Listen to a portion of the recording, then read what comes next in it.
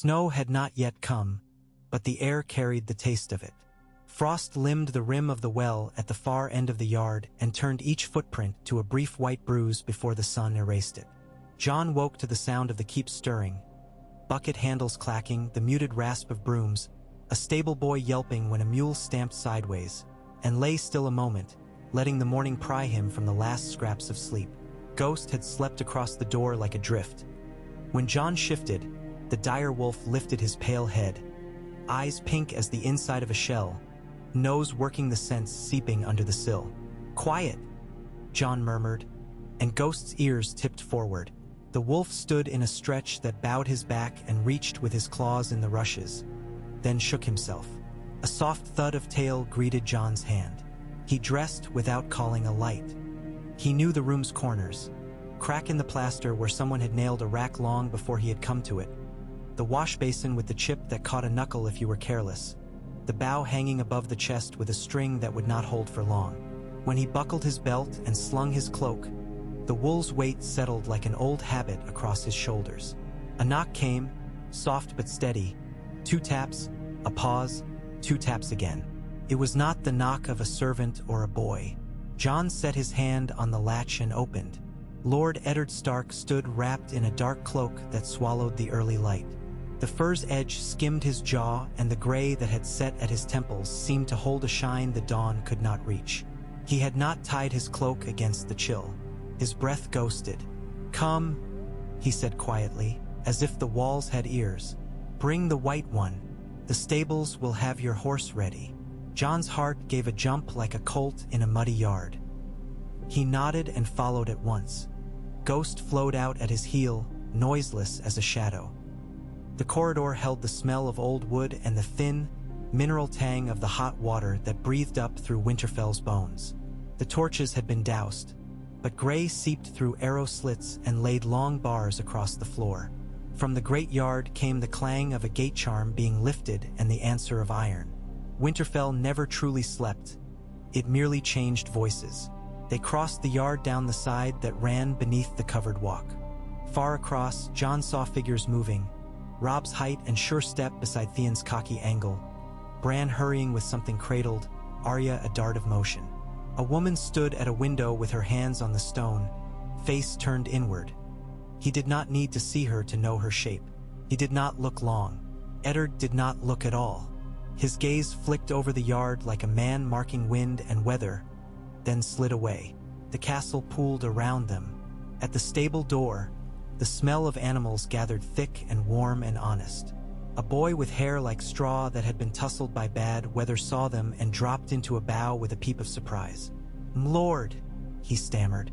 "Sir," to Jon, then caught himself, flushing, unsure which word fit a bastard. Eddard's expression did not change. He said the boy's name. He always knew their names, and something easy about keeping a horse's belly empty before a cold ride. The boy bobbed off and they stepped into a world of quiet snorts, shifting weight, and leather creaks. Their horses waited saddled halfway down the aisle. Jon's mare had a star on her brow. She turned her head when she heard his step and nickered. He laid a palm against her warm cheek and felt the breath ruffle his cuff. Ghost's nose found the horse's flank and huffed. The mare flicked an ear and decided not to mind. Jon ran a hand over the bridle, checked the girth by habit, and swung up. Eddard mounted without seeming to think about it, his body taking to the saddle as if the wood had grown beneath him. For a moment they waited, 2 horses, 2 riders, 1 wolf. Then Eddard clicked his tongue and they moved, hoofs steady on packed earth and then ringing hollow on the cobbles. They left by the east gate while the guard still had sleep around his eyes. The iron grated and the gate swung, the hinges complaining in drawn-out voices. Jon breathed the air beyond the walls and felt the prickle of open land like a hand run backwards through his hair. The fields, cut late and left in stubble, brushed under the morning. A flock lifted as they passed, wheeled, and settled with a sound like cloth shaken out. A fox had crossed the lane in the night and laid his little stamps like a string of beads. Ghost flowed to and fro across the road, sampling scents, returning, glancing up to Jon with the unblinking confidence that needed no language. They took the track that ran beside the outer ditch and then down to the low bridge where the stone sweated green and the water beneath moved slow as something thinking. The trees and the wolves would watch them from the far bank, black on its edge, then softening into the brown and copper of leaves that were almost ready to fall. The sky was more cloud than clear, a pale fleece stretched thin. For a while they did not speak. Eddard rode a little ahead, his seat easy, one hand light on the reins. Jon saw the way his lord father's mouth set when he was turned inward, the quiet there that had always been a little frightening, as a great lake is frightening for its silence. Years ago, the first time he had thought of it that way, he'd felt guilty. He did not feel guilty anymore. It was simply true. Eddard Stark's quiet was the North's quiet, a thing beneath words that held more of them than words could carry. Jon counted hoofbeats to keep from thinking. For beats, for again. Listen for the slight stumble in the mare's left fore where the shoe had sat almost a month. Feel for the lift and settle of the saddle under him. Note the way the air moved across his mouth and the way his breath fogged and then did not as they found the little lift toward the east and the wind came gentler from the trees. He let Ghost be the one to be restless. The wolf cut out toward the ditch once, stood with his head high, then returned. He looked wrong against the earth, too pale, yet he belonged to it as surely as a snowfield does. They reached a low rise where the land unrolled and paused. Eddard drew rein and turned, and for an instant his face held a look that stole Jon's breath. Not sternness, not sadness, but the nakedness of a decision unhooded and ready. Past. "We will be 3 hours," Eddard said. "If we are longer, someone will come looking. I told Jory where we go." I did not tell him why. The words fell into the air like stones into deep water. Jon waited. The shape of what this ride was settled around him slowly, like a cloak laid over his shoulders. He felt the wool's weight and knew its color, though not yet its weave. "Yes, my lord," he said, because the other words would not yet come. Eddard turned his horse and took them off the road onto a path that was no more than a suggestion in grass and low scrub. The land tilted toward the wood, the trees advancing like a line of men who wished to be thought thoughtful until they were close enough to be otherwise. The ground here held the memory of old battle in the way the roots rose and dipped and the humps that might be mounds and might be nothing more than the earth's own slow shrug. Winterfell's walls were still visible over his shoulder, gray and watchful, but the sound of the world there had fallen away. Jon felt his heartbeat take up that space. Ghost drifted right, then left, white against the darker brush, a little boat on a moving sea. "You were awake early," Eddard said finally. "I sleep light, my lord," Jon answered, then could not help himself. "I thought perhaps you would be with the king." "I have been with him," Eddard said. "I must be with him again." He did not add what Jon knew. That being with Robert Baratheon was laughter and meat and wine, and also work that curled the spine with weight. "But before that, I am with you." Jon nodded. The simple clause placed him in a way that neither comforted nor hurt, but simply was. He waited through 10 strides of the horse before he spoke again. "You said 3 hours. Past the first stream, through the farther stand, up to the old birch with the leaning back. There is a clearing there, if it has not forgotten itself in the years since I stood in it. We will sit on a stone that holds the summer's warmth later than it should." The detail surprised Jon, not because the place existed, there were 100 such places around Winterfell that his father could have named, but because Eddard Stark had, in the saying, granted the place a memory, and in the memory a small stubbornness that was almost gentleness. They rode. A rabbit took the path before them and ran a neat white flag into the underbrush. Ghost did not chase. He watched and then looked to Jon, as if Jon wore the whole world as a collar and the wolf took his size from it. The stream came where Eddard had said it would, shallow enough that the horse's hooves made a chuffing in the sand and small fish tilted quick sides under the water. Jon bent to scoop from his palm and let the cold bite his tongue. Ghost drank, then returned to the bank at once, as if to keep them where he could see them. They passed the nearer stand, the birch trunks pale as bone with black scars where storms had bit. Leaves whispered together above, telling the long quiet things trees tell each other. Eddard's horse snorted once, not in complaint but in acknowledgement of the change in ground. He kept the same pace and Jon matched it. When they left the stand, The world opened into a shallow bowl where grass lay thick and undisturbed. A single hawk circled so high it seemed a fleck on the sky's blanket, and then even that was not there. Jon's breath pulled easier. He had not known it was tight. At the far edge of that bowl, a birch leaned back as if taking the measure of something behind it.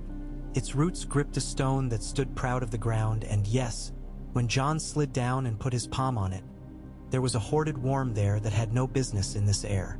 Eddard looked at the stone as one looks at an old dog that is not his but that he has always liked. He dismounted and let his reins fall. The horse dropped his head and began to crop. Ghost ranged the clearing's circumference and circled back. Eddard stood quiet a moment, then stripped his gloves and set them on the stone, palm to fur. After a time, he took them up again and tucked them into his belt. He had made some inspection of himself that left him satisfied enough to proceed and wary enough to remember caution. "Sit," he said. Jon did. The stone's face was not a bench made by men, but a slope like a shoulder where the land invited and did not care whether you came. Maybe Eddard had sat here as a boy. He did not say so. He stood a while yet, following Ghost with his eyes and the tree-lean and the air. Then he sat as well. "I am leaving," he said, when the morning had let them know it would not lower or darken in the next few moments. "And I may be longer gone than I wish. There is work in the south for me. There is work in the north for you. Before each of us takes up that work, there is a truth between us that has not yet had air." Jon felt his jaw tighten, the old fear lifting its head. He kept his gaze level, lighting on a birch leaf that had turned earlier than the others and worn itself thin. He said nothing. He had spent years learning to say nothing when it came to this. "You have asked me often about your mother," Eddard said. "I would not speak. That was my fault. I told myself I did you kindness. I told myself a boy could be spared a man's burdens. It was wrong. When a thing belongs to you, not knowing it does not keep it from weighing you down." Jon's throat moved on its own. He heard the words as if from a distance where they would do him less harm. He still felt them in his bones. He glanced at Ghost and found the dire wolf watching Eddard as if the wolf too had business in those words. "I said once, idiot words," Eddard went on with no adornment, "that I would tell you when we next met. Years turned. We meet every day and I swallowed the telling, because I am a coward in some ways, Jon, and because I was afraid that the truth would put you in someone's sights. I am still afraid. I cannot let fear keep me from what is yours." Jon let a breath out slowly. He had always thought, as boys do, in angles that drew toward him. He had thought in punishments and favors. This did not feel like either. It felt like the air thinning on the way up a mountain and the world falling away beneath. "I will hear it," he said, and found his voice steadier than expected. He had been hearing it for years in the silence and in the names others put on that silence. It would be less a shock and more a naming of a familiar shadow. Eddard nodded. He put his elbows on his knees, an unlordly posture Jon had seen only in moments when the rest of the room had fallen from his father's attention, and tied and untied a thong from his glove as if his fingers needed occupation to keep from knotting something worse. "Before I speak," he said, "I ask you this, that you keep what I tell you. Not forever, no oath is meant to outlive those it protects, but for now. Not for my pride. For your life." Jon felt the seabird's wing his heart flicked. "Am I in danger from a name? You are in danger from the wrong ears. Names are teeth and hooks in the wrong mouths. There are men who would kill for the sake of a story as much as for a sack of silver." He looked toward the birch. "In truth, I have not kept this only from you. It is a circle drawn small. I draw you inside it today. If I do not return from the south." Jon opened his mouth. Eddard lifted a hand and Jon went still. "If I do not," Eddard continued low, "you will already have what you must know. You will be able to decide what to do with it, to keep breath in your body and snow under your feet. If I return, we will decide together when to go wider." Jon wanted to say, "I will keep the secret, I will swallow it like I have swallowed all else," but he did not want to make promises too quickly. He had learned the texture of promises in this house, and he meant them when he made them. He looked at Ghost and then at Eddard's hands, which were clean but not soft. He thought of the way his father had swung a blade in the yard, steady, no flourish. He thought of all the times he had looked at those hands and tried to see his future. Then he said, "I will keep it until we decide otherwise." Eddard nodded once. The ghost of approval moved across his face and was gone. He folded the glove thong and set it straight. "Your mother," he said, "was my sister." The world did not move. Jon felt it anyway. He had broken his arm once. For a heartbeat after the break, the pain had not announced itself. There had only been a sensation of deep misplacement, a silence where the shape of him should be, and then the heat had risen through him and turned the ground to a drumhead he could not put weight on. This was like that first part. It would not be like the second. He would not let it be. He had always suspected something that lay close to this, and yet the closeness made all the difference. He did not speak. If he spoke too soon, his voice might not belong to him. Eddard's gaze had not left him. His eyes were not hard and not wet. They were the color they had always been and held the same steady weight. "My sister," he repeated, the shape of the word sister careful and full of years. "And she loved you the instant you were placed where she could see you." Jon's breath faltered. He had prepared himself in 100 shady corners for 1,000 versions of the truth, and in few of them had he allowed that word love. He had not meant to be so small as to forget it, but he had. Others had taught him where to look, at shame, at mistake, at pity. He had trained his eyes there. He had not trained them at love. He lifted them now and found the world changed a shade. "I have told you no tales of her," Eddard said. "Not the ones men like to tell of maidens with their soft edges. Not the ones bards steal and polish until the person inside is rubbed away. She is bones under stone in the crypt, and her name is in this castle's walls. I kept her from your hearing because every time I said her name the air filled with smoke and blood. I can say it to you now without choking." He said the name then, and the sound of it was simple. Jon felt it go through him the way water moves through a field, slow and broad and everywhere at once. He closed his hand without meaning to and found that he had taken hold of the stone itself. "Your mother," Eddard said again, "was that woman. She was as near to me as anyone has been. When I went to war, she was a banner inside my ribs. When I returned, there was a fever and a cradle, and there were words I gave her that I do not set on any other thing in this world." He did not speak those words aloud. Jon did not ask him to. He could feel them there. He could hear the shape of them in the piece Eddard would not let out of his throat and did not need to. Jon found his voice then. It sounded as if he had been walking a long way and had not drunk enough along the road. "And my father?" Eddard's mouth thinned. Not with displeasure, but with that careful weighing he did when a thing must be cut just so. "Your father is the reason my fear has been loud," he said. "He is the shape of danger men like to find if they want to make a legend or a pyre. He is the reason I must ask your patience. I am not swallowing him back. I will tell you, but I will tell you all of it, and not here where a leaf can fall without warning and carry your life on it. I will speak the name and the names around it, and I will lay out both sides of the blade. Why the one edge gleams for some and the other is the one I have run my thumb along all these years." Jon held still. He had the shape of it now, and the shape would not change if the name took another hour to arrive. Perhaps mercy was in this. He could stand before it and harden the parts of him that needed hardening. He could also put a hand over the parts that did not.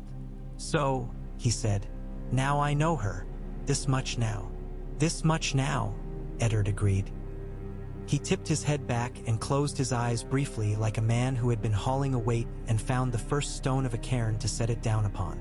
When he opened them again, the fierceness that sometimes lived in him, the thing that had kept him and others breathing, was there, banked. "I will tell you about her.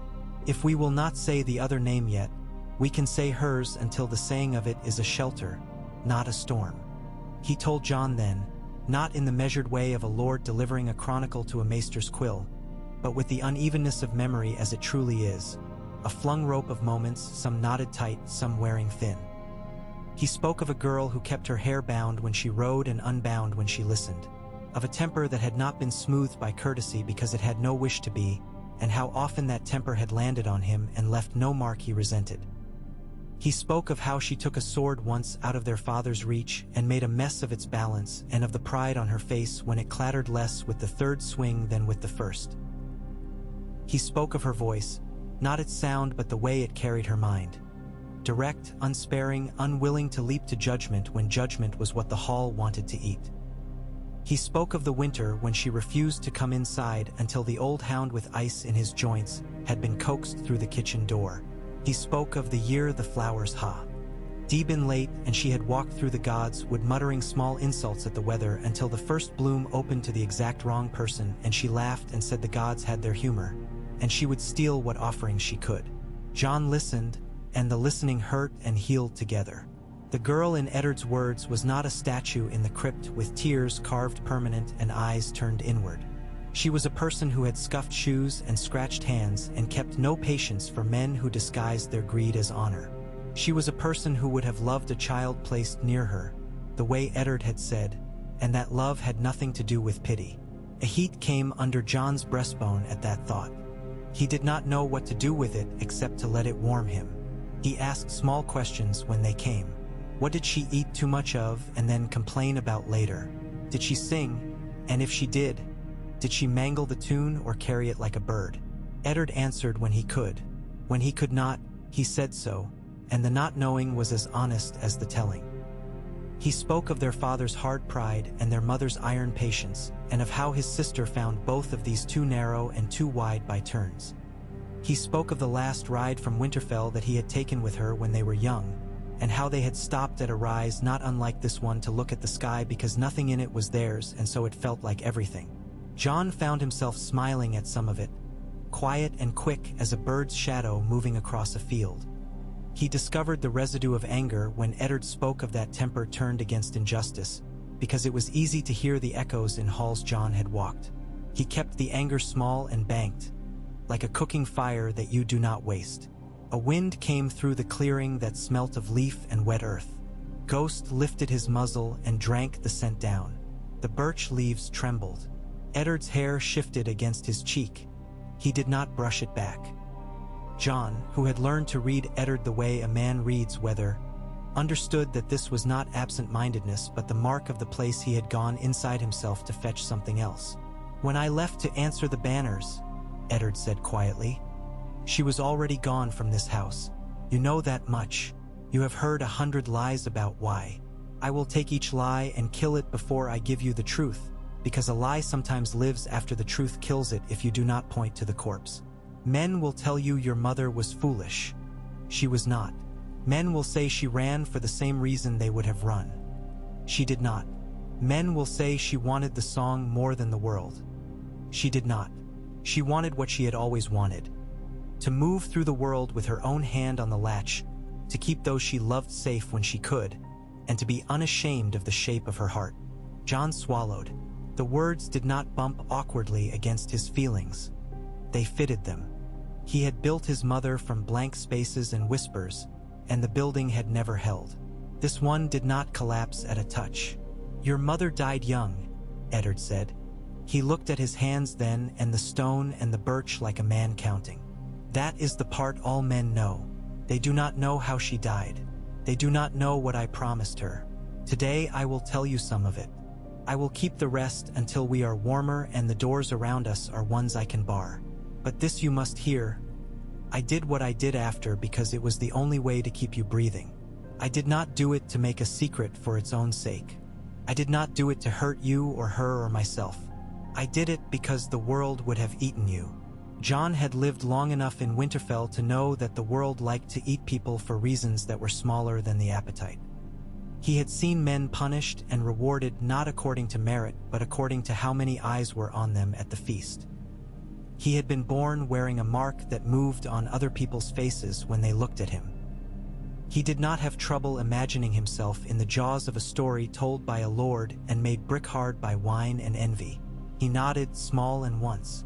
Eddard watched him with a care that would have embarrassed Jon if he had been able to look away from the feeling moving through him.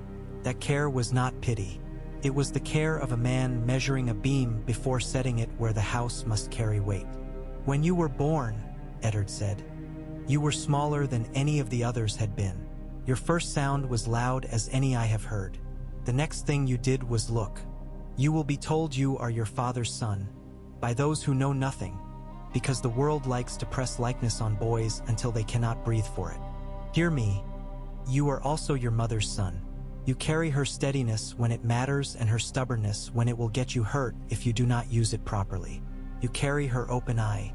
You ask rather than assume. It will save you if you remember to keep doing so."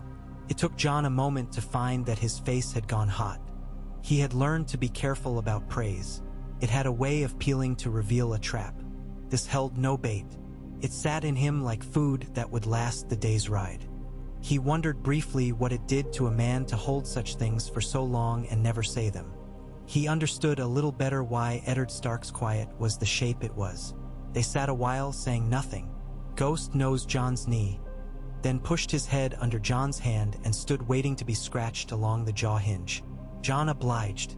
The wolf leaned into it, then pulled away with a little jerk, as if embarrassment had at last reached him too. Jon's mouth went sideways despite everything. A crow, one of the black fellows from the wood, not the kind that carried messages, lit in the birch's top and regarded them as if judging an argument. When it grew bored, it hopped 2 branches down and croaked. "How do I hold it?" Jon asked at last. "The truth. How do I keep it from showing? I am not as good as some at keeping things from my face." "You do not need to keep this from your face," Eddard said. "You must keep the words. Your face will look how it looks. People will make of it what they always have.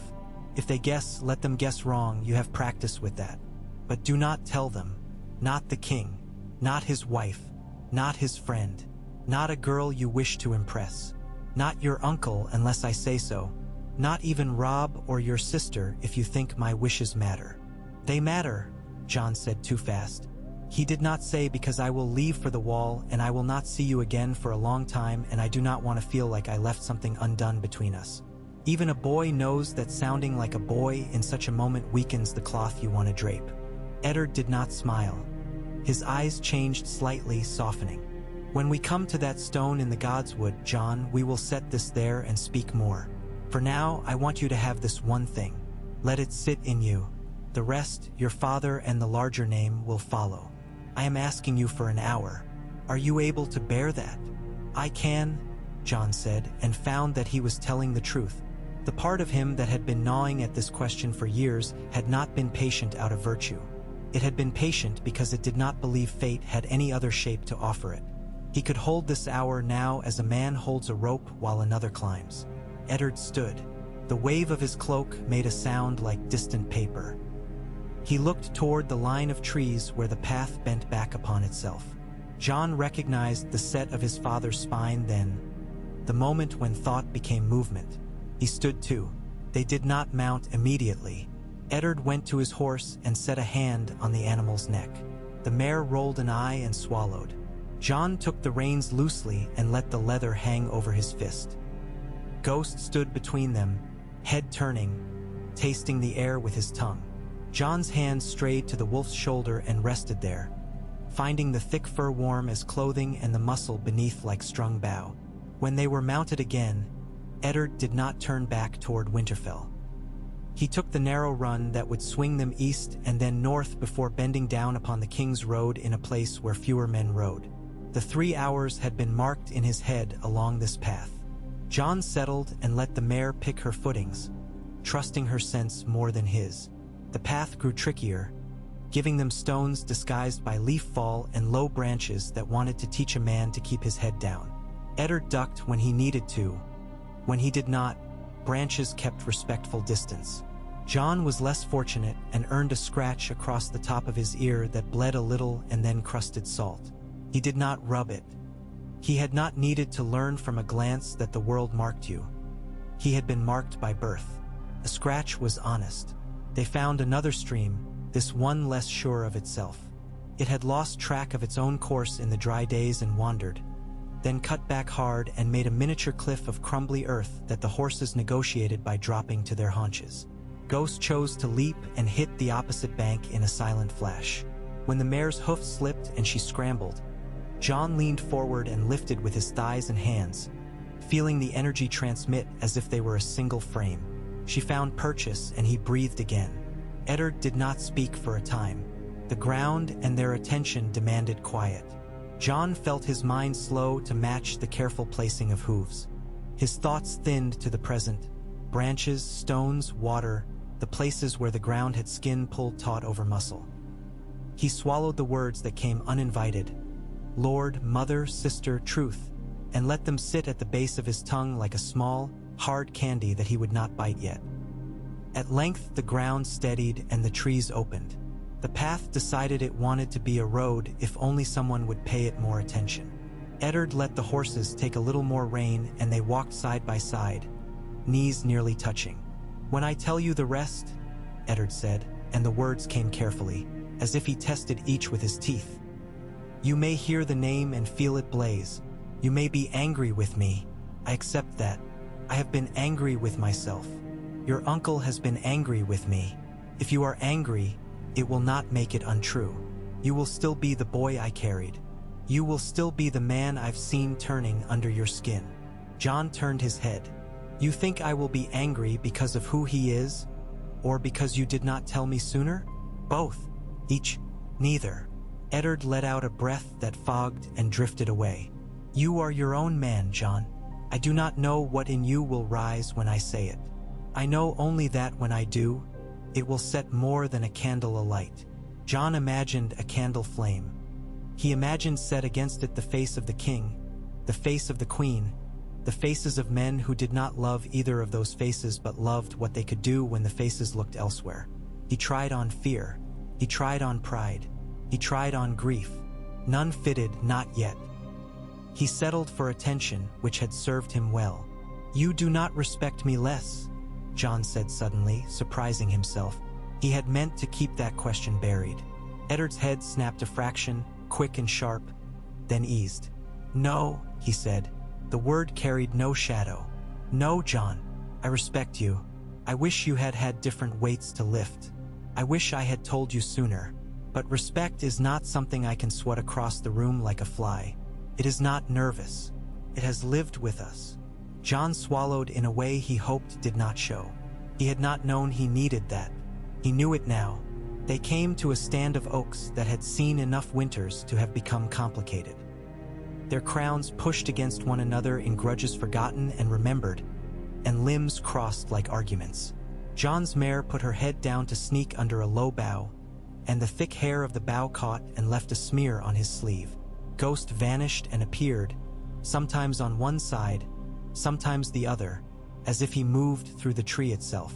You will go north, Eddard said, the ease back in his voice as he stepped from a hard path onto a soft one. You have set your mind on the wall.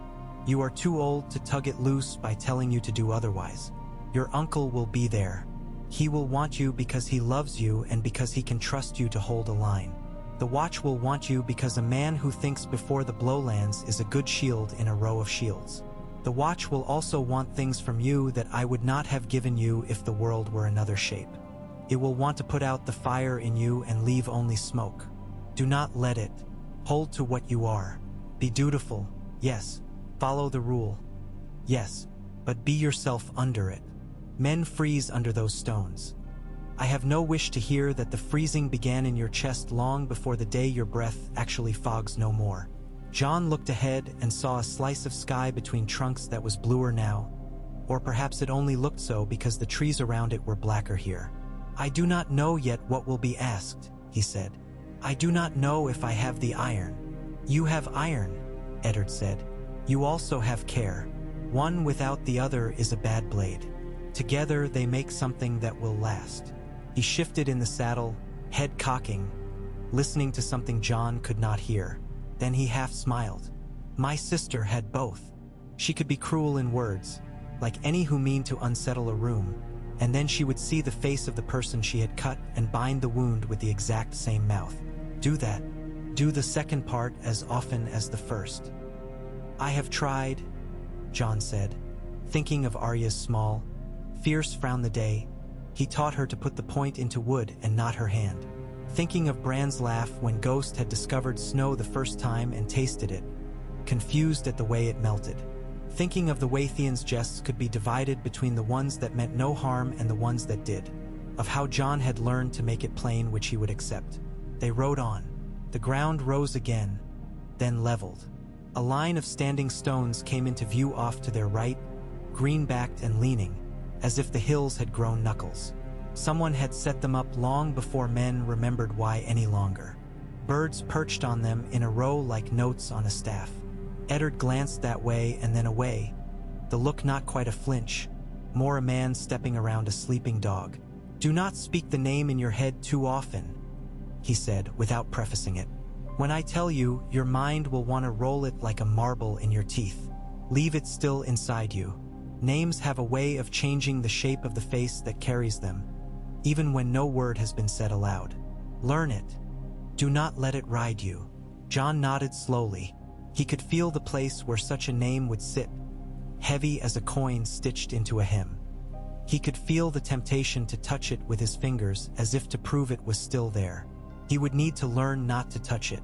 He wondered whether anyone ever learned such a thing, or whether the learning of it made you into someone else.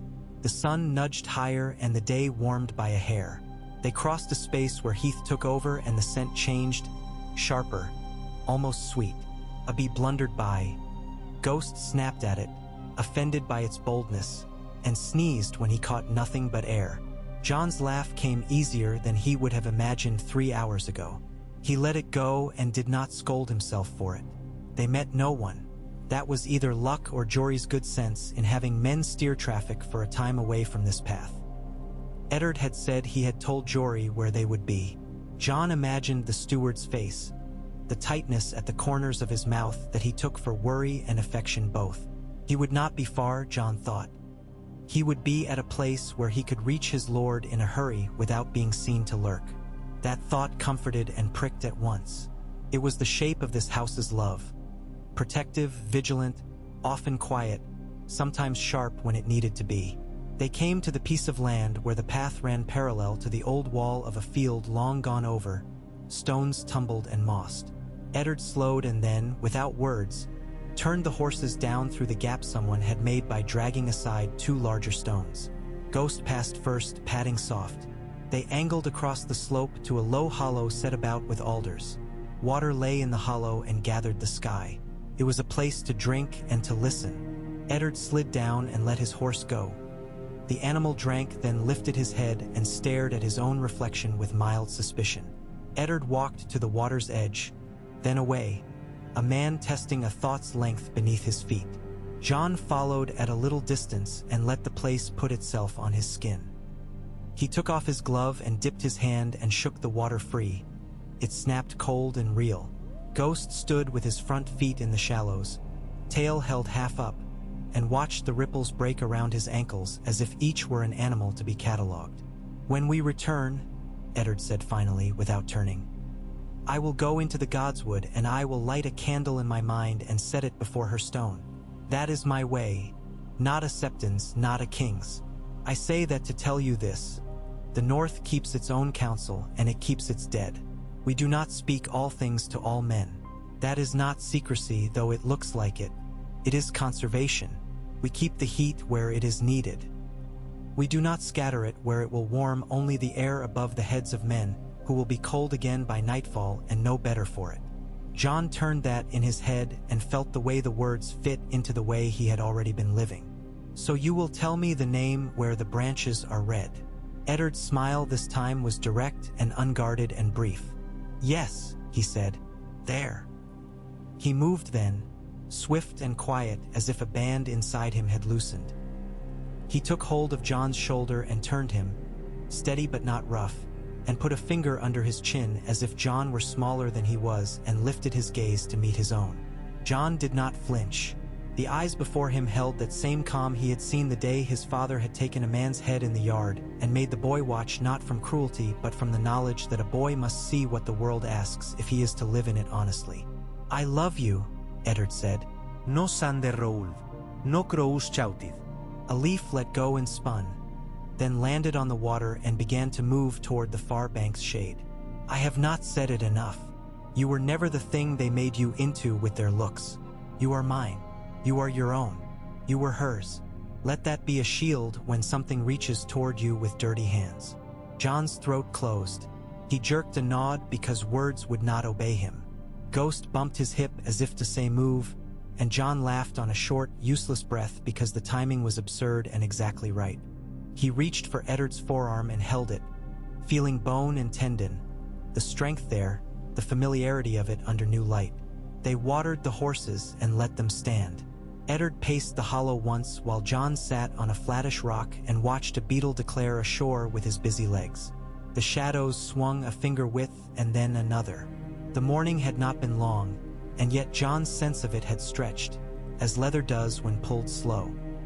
When they mounted again and turned toward the line that would bring them to the King's Road between two boulders that had once been part of a single larger thing, Eddard drew his mouth in and then smoothed it. Before we leave this knowledge with the trees a while, he said, tell me two things.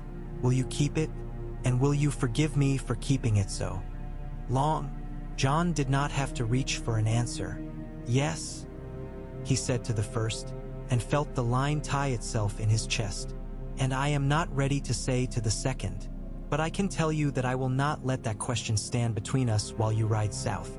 I will hold it and I will not use it like a blade. If I am angry, it will not be a child's anger. It will be the sort that does not break a house. Eddard absorbed that. He did not look disappointed. He looked like a man who had been expecting a blow and had instead been offered a burden to carry with someone else and was grateful for the trade. Good, he said. I will accept that. They found the gap and the road. The King's Road had taken its name from the men who imagined they had made it. It had been there before any of them, beaten by the feet of more people than the South ever counted. Wagon ruts had hardened, softened, and hardened again through seasons. Hooves had tapped their braille. The stones felt it all and did not change their counsel for any man's crown. They turned left, toward a place where the line of trees stepping out from the wood offered a thinner run of understory a rider could pass. The road was quiet. In the distance, a cart, small and far back, moved at the pace of a life carried along by its own necessities. A pair of ravens played some bird game above the trees, swapping air between their wings. I met the king when we were boys, Eddard said, as if the road itself had reminded him. He was as he is in more ways than he knows, and in fewer than some would say. I will tell you about those days another time. I tell you now only this because it concerns you without you being in it. He is not a man who is moved by the truth when the truth shames a story he prefers. He is a man who breaks a thing when he cannot bend it. If he sees you and me and the line between, he will be at ease. If he sees otherwise, he will not. For all your life until today, it has been enough that you stood where he would see you as you have been shown. It must remain enough. Jon heard the sharpened edge under the words. He is the danger you spoke of. He is one, Eddard said. There are others, softer to the touch and more poisonous for it. The corner of his mouth went hard. His lady wife is a woman whose memory is perfect when it helps her and uneven when it does not. She weighs insult as if it is gold she can spend. She has a long list. Do not appear on it. Jon thought of the queen's eyes, cool and amused and taking the measure of the room as a cat measures a table. He pictured Ghost in the same room and knew the wolf would stand and bristle with no sound. He put his palm on Ghost's neck now as if to practice calm. They took the slope down to a small run of water. Will tracks had cut the bank. Ghost jumped lightly. Eddard's horse went through midstream, hooves making hollow sounds. Jon's mare asked permission with a shift. He gave it and she entered, then climbed out with a grunt that shook her ribs under his knees. You will need friends, Eddard said, when the water lay behind them and their clothing had taken on the faint, pleasant scent of wet horse. Not many, enough to fill 2 hands. Those who tell you the truth when you do not wish to hear it. Those who hold their tongue when something that is not theirs tries to pry at yours. Choose the boy with the unfamous father who works harder than he speaks. Choose the sour man who hates the right people. Choose the woman who laughs at herself and cannot abide to let cruelty stand. You will think you must take anyone who offers because of the shape of your name. Do not. It is better to go without for a while than to share your meat with a dog that will bite you when you sleep. Jon glanced at Eddard with something like amusement. If you have such a clear eye for the choosing, he said, did you choose Theon to teach me humility?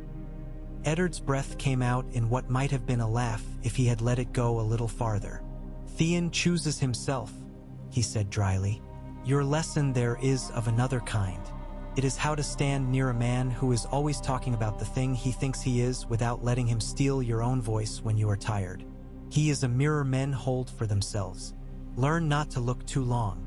Jon made a noise in his throat that Ghost, hearing, misread as cue. The wolf bounded ahead and then back, tail lifted. Jon reached down and brushed the fur as he passed. They rode on. The day drew itself longer.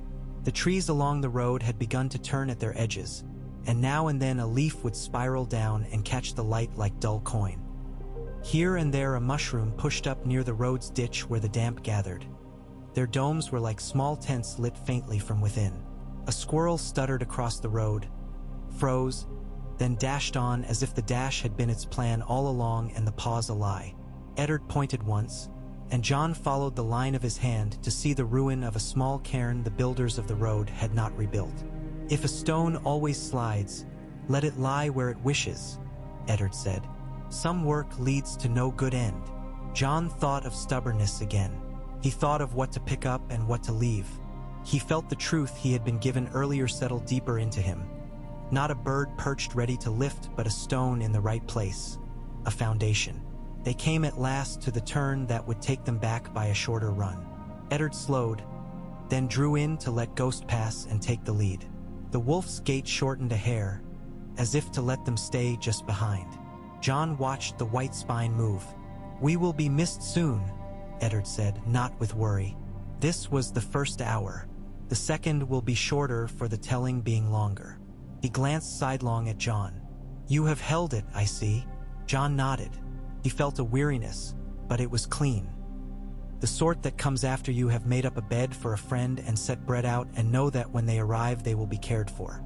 The truth was not a guest exactly, but it was something to be received properly. They turned off the road onto a path that crossed a field at an angle that made sense only if you knew where you meant to end. The stones in the soil spoke through the horse's shoes. The sound was a soft clatter that hid in the grass. A boy in the distance bent to pull something from the ground and straightened, and the arc of his back said he had been at it since dawn. He did not see them, or if he did not let it change the angle of his work. Jon liked him for that. Winterfell's walls made a gray line under the sky ahead across a crease of land. It looked both nearer and farther than before. Eddard made a small noise in his throat that could have been approval of the pace or merely acknowledgement of the sight. His fingers flicked on the reins, and his horse adjusted. Jon matched him without looking, the long practice of years. Do you want to see the crypt? Eddard asked suddenly, as if thinking out loud. Before we say the name, we might stand before her. It helps sometimes to look at stone when the thing in your head feels like smoke. Yes, Jon said at once. The word leapt without checking whether there was ground beneath it. There was. It meant they would pass through the gates under the eyes of those who would remark on their riding out and riding in together. But Jon did not mind. Let them talk if they wished. He felt the kind of calm that made a man less concerned with the wind carrying his breath to others. He also felt the old prickle responding to habit, and he did not scold that either. He had lived enough years as himself to know that a man can be done with a thing and still feel its shadow moving along his wall for a while yet. They let the horses walk slow the last stretch, not to build suspense, not because they had more to say and less time to say it, but because movement under a man has a way of turning his thoughts to the right angle, and men should not hurry that without reason. Ghost bounded ahead into the dry ditch and up out of it twice, delighted in the small leap, then took himself in hand and came to heel the way he did when he could feel along the leash that ran from Jon's hand to the wolf's heart whether Jon had wound it tight or let it play. At the gate, the guard touched his spear but to stone without quite making a sound of it. His eyes took in the Lord's face and the bastard at his side and put those facts away without showing whether he had a shelf for them already or whether he needed to hammer a new one. Eddard said the man's name and something about the eastern hinge needing more oil. The guard looked startled to be seen that well by his lord and nodded, his mouth trying not to be pleased. They clattered through the yard. The day had woken full while they were away. Men called, a dog barked, a woman hurried across with a basket and the expression of one traveling on a line only she could see. The smell of bread moved in a wave that made Jon's stomach take notice. He realized he had forgotten to eat. The hunger was ordinary, and he took comfort in that. They gave the horses to a boy who was hardly taller than a saddle, and who looked up at Ghost with alarm until Ghost ignored him entirely and made himself suddenly small as smoke, slipping past to take Jon's heel again. Jon ruffled the boy's hair because he remembered being that tall and hoping someone would treat him as if he would one day be taller. The boy tried to look offended and failed. "Come," Eddard said. He did not raise his voice, but the word carried. They crossed the yard to the heavy door that led to the steps. The iron handle was cold, the wood smelling of oil and old air. They went down. The world changed around them. Temperature first, then sound, then the way their own breath sounded when it came back from stone. Ghost hesitated at the top of the stairs and then followed without needing to be coaxed. His nails made small, precise clicks on each step. The torches on the wall showed that someone had passed recently and made them new. The flames leaned in the small drafts and the light was the color of fat melted in a pan. Jon had walked these steps before, but not with his heart the shape it was now. It beat as if counting. They passed the first row, then the second. The kings and lords watched them with stone faces and iron in their laps. Jon heard a story in his head that he had learned from a man who liked to tell things and did not care whether the truth or the voice carried them. The one about the lord whose wolf had bitten the hand of a robber even after both had been dead 100 years. He almost smiled at himself for remembering it now. He did not. Eddard turned without hesitation where he meant to turn and stopped before the place where his sister watched the dark. Her stone lay upon the stone bed, hands folded, face carved to be calm. It was not the face Eddard had described. It was the face the dead where when the living tried to make peace with them. Jon stood beside his father and let the cold come up through his boots. Ghost sat, not from training, but because a place had settled in him as well and sitting was what the place asked. Eddard reached and set his fingers lightly against the edge of the bier as if to take the measure of it. He did not kneel. He did not pray aloud. He did not speak her name again. He had already placed it carefully between them. He simply stood, placed properly, as if the floor had indicated the right place for him the way a dance instructs a foot. Jon looked at the stone and tried to find in it the girl he had been given in the clearing. He did not. He did not try long. He looked instead inside himself, where that girl had already made a room and begun to arrange it with efficient hands. He felt, unexpectedly, gratitude. He had not expected that. He did not look aside to see whether Eddard saw it on his face. His father exhaled, perhaps for the first time since they had left the clearing. In the echo of that breath, he said, quietly enough that the words seemed reluctant to leave him, "When we return this afternoon, we will sit with the red leaves and I will tell you your father's name. I will tell you the night and the day around it. I will tell you the cost. I will tell you why I have kept it. You will carry it as you carry your mother. Then we will eat."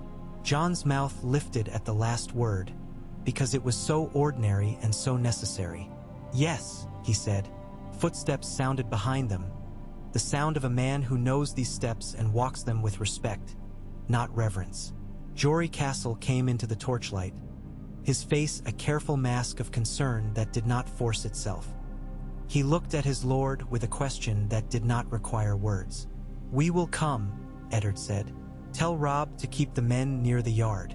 I do not wish to walk the hall with all eyes upon me. The king must think I rise from sleep."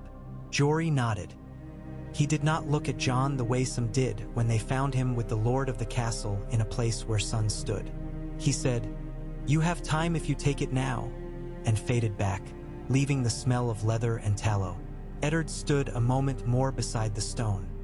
He let his hand drop and looked at Jon as if measuring again whether the thing inside him had broken or held.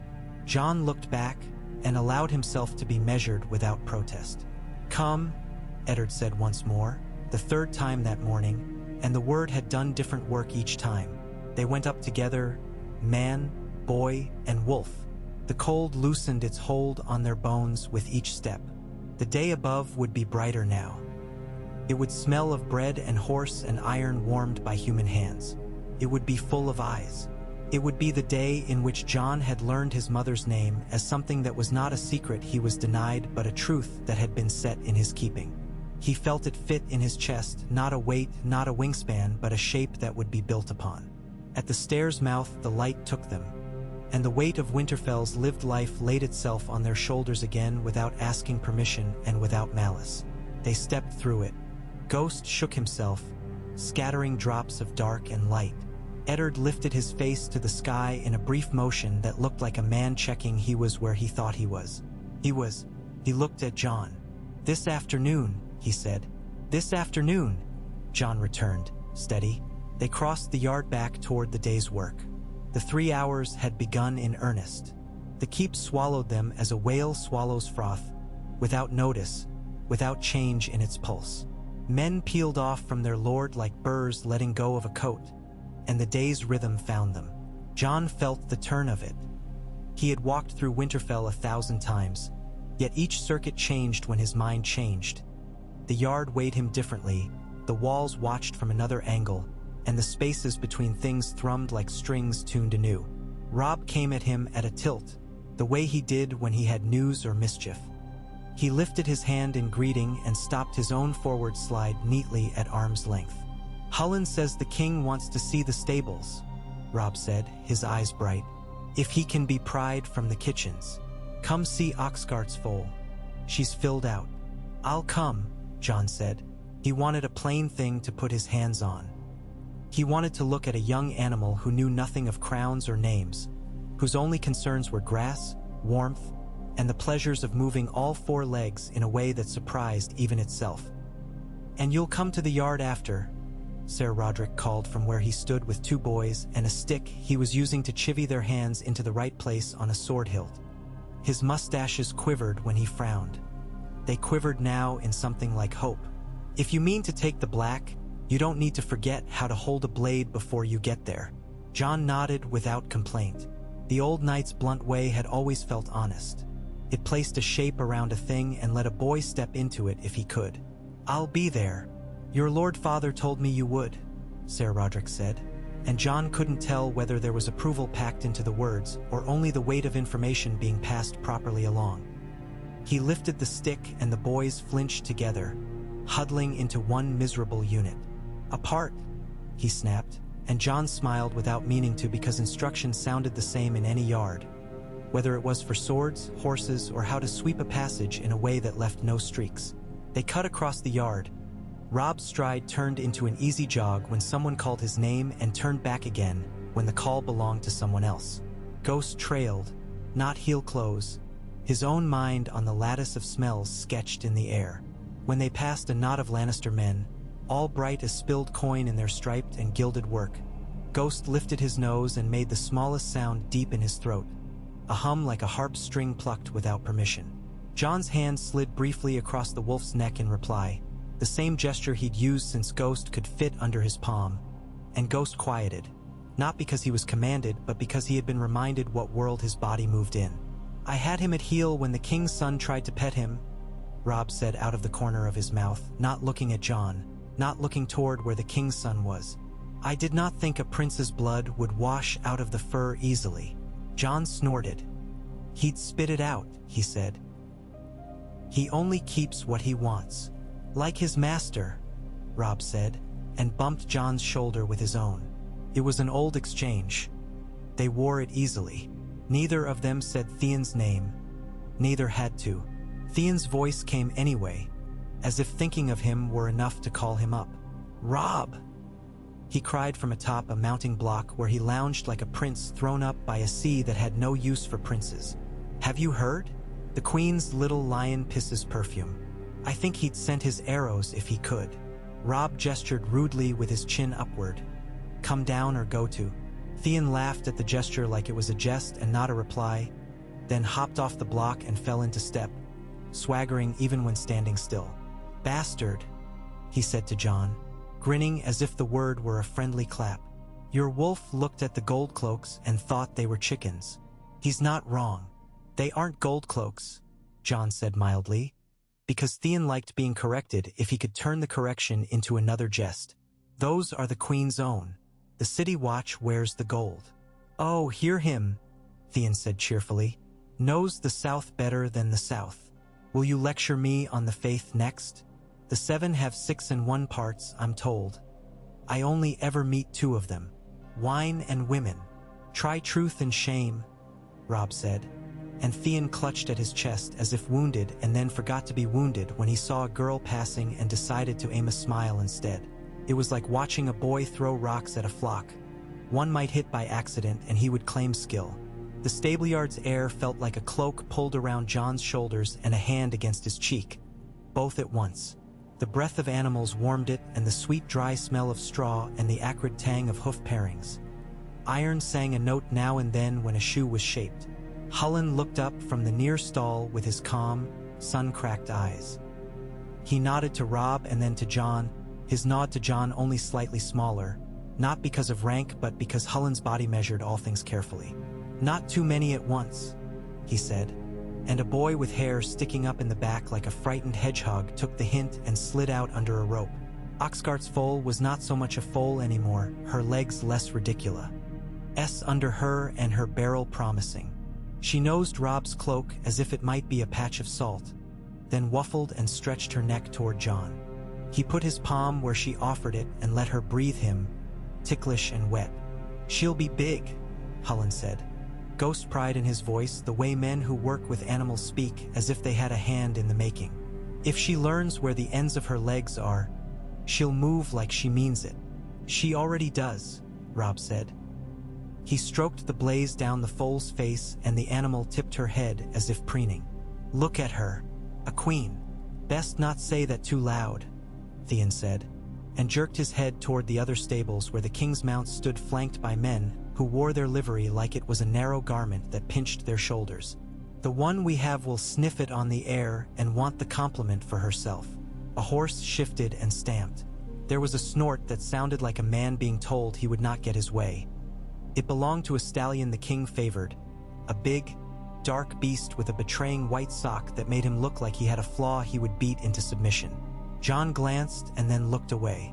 The horse was the sort that would use his strength as his first answer. He respected it and did not admire it. Your uncle came looking for you, Hullen said to Jon, straight out and without ceremony, while he bound a forelock with quick fingers. He was headed toward the yard. He has a face on him that says he's thinking of the wall. He is always thinking of the wall, Theon yawned. If he took the black any deeper, he'd be soot. Jon swallowed his reply. Benjen Stark's face had always reminded him that a man can love a hard thing and still be made gentle by it. He did not want to turn Theon's jape into something heavier by answering. He went where the word had pointed him.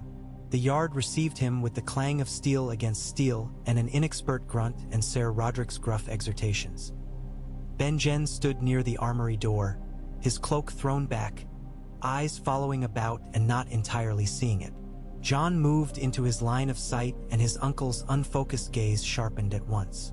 There you are, Benjen said, and caught Jon by the forearm, their wrists crossing in the old grip. Walk with me.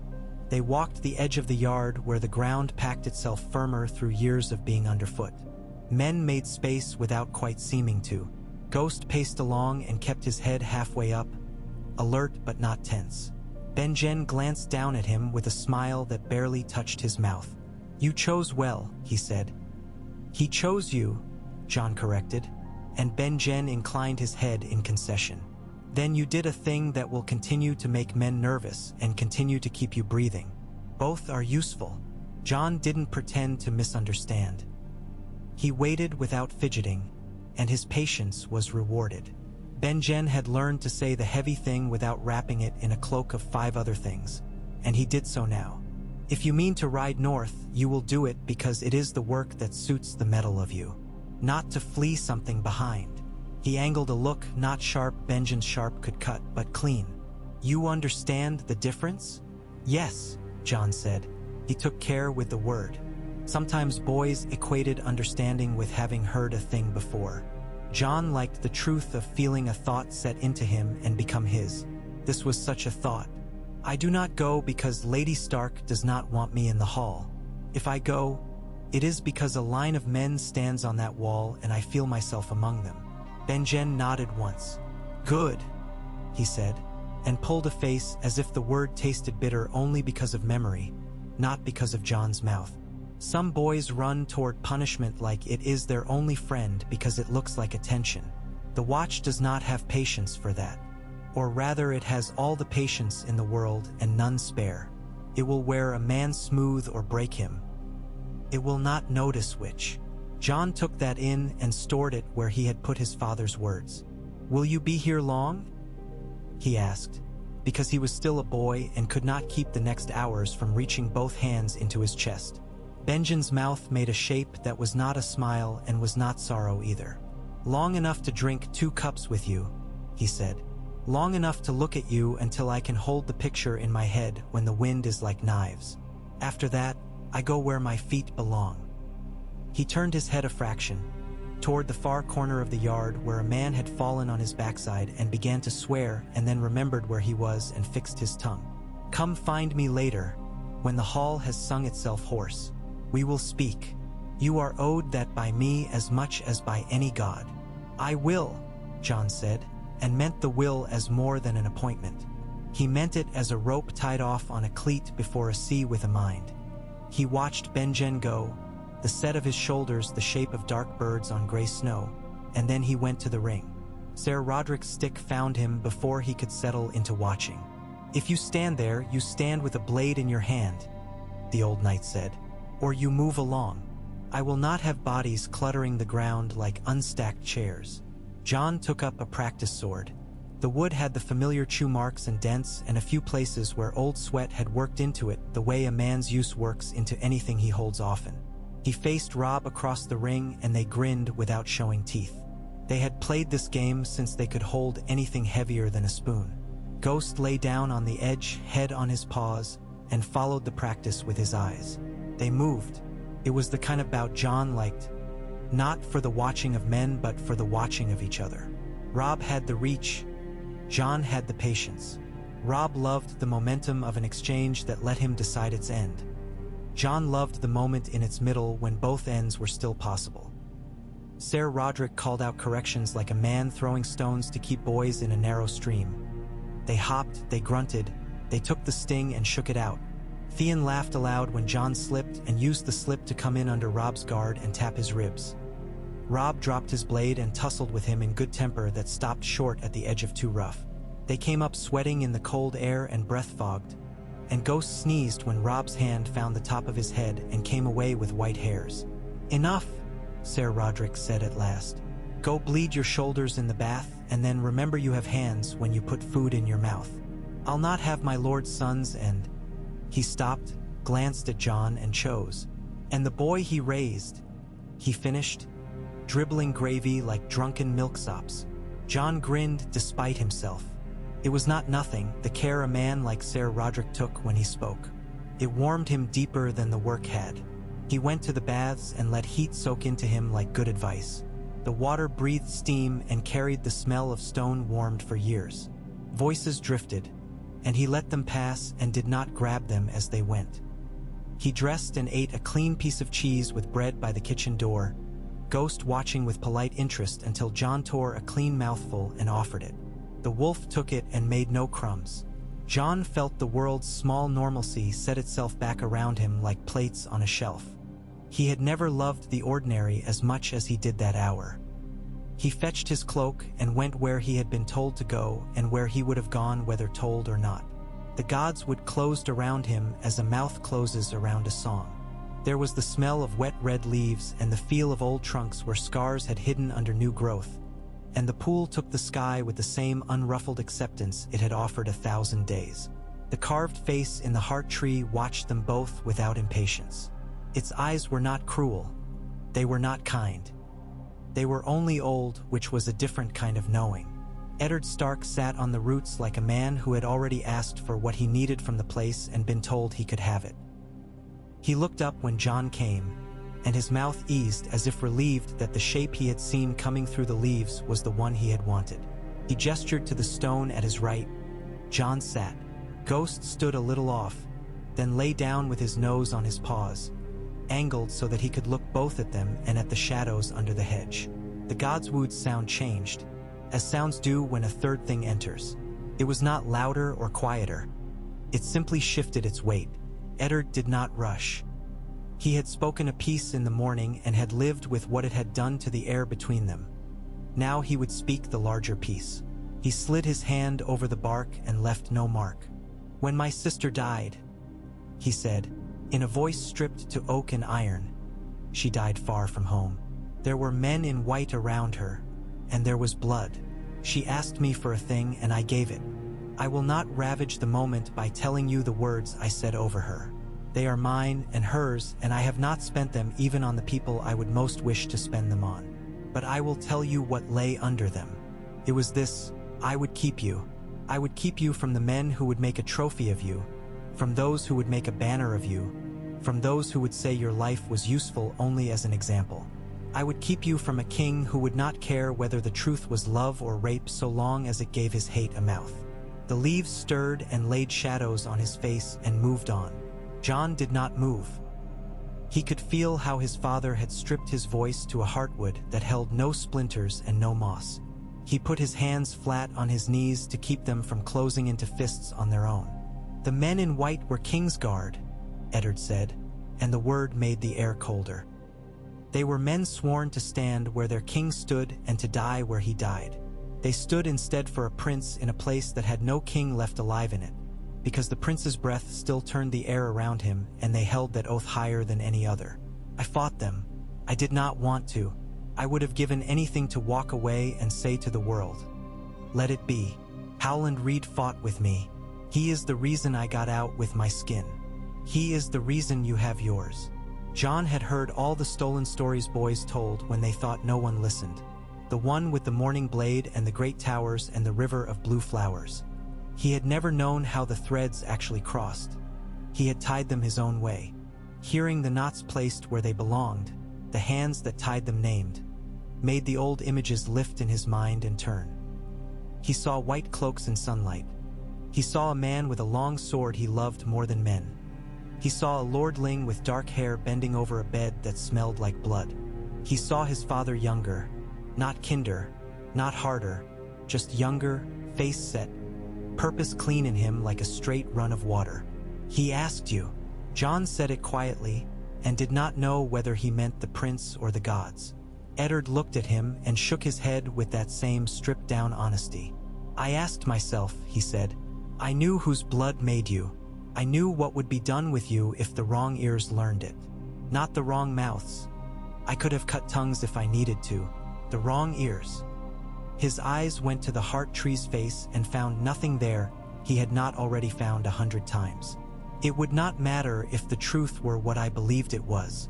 The South would look at it and see only a story it already loved. Some would call it choice.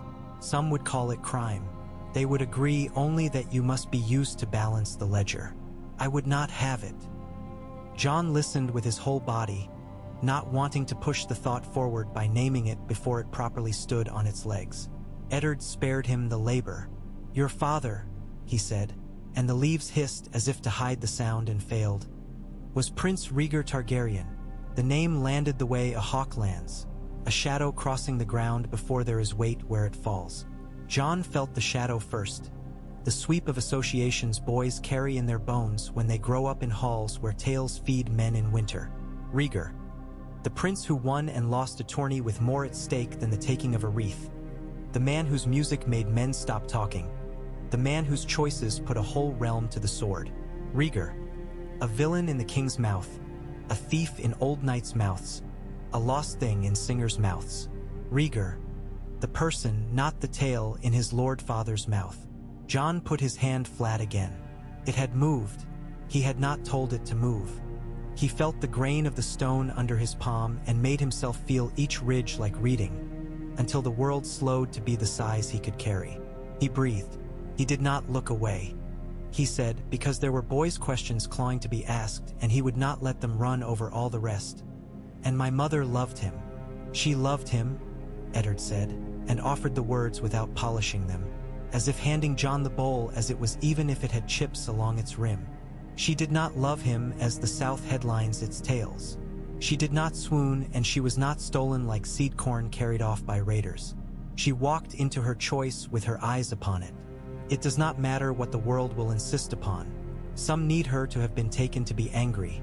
Some need her to have been foolish to be kind to themselves. She was neither. She was as she had always been. Sharp, fierce, unwilling to let other mouths decide the shape of her heart. She looked and she chose.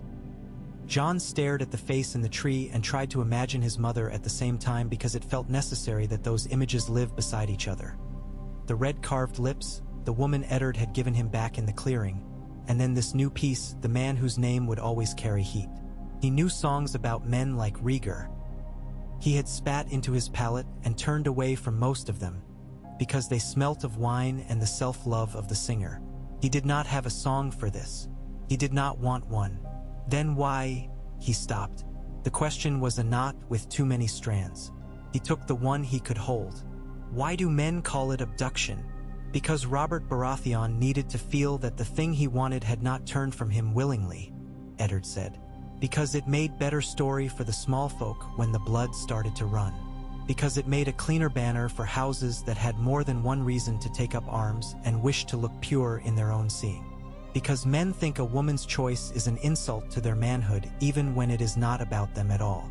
They needed the word stolen. They liked the word stolen.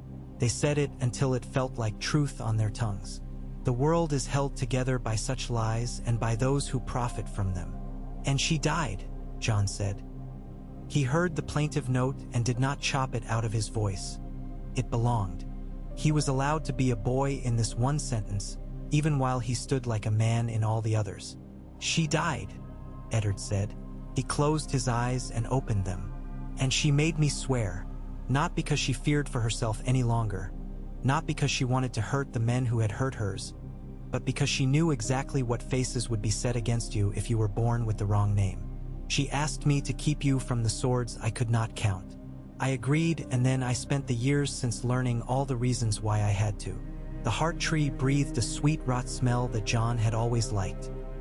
It smelt like harvests that had not yet happened, that would come because things died on time.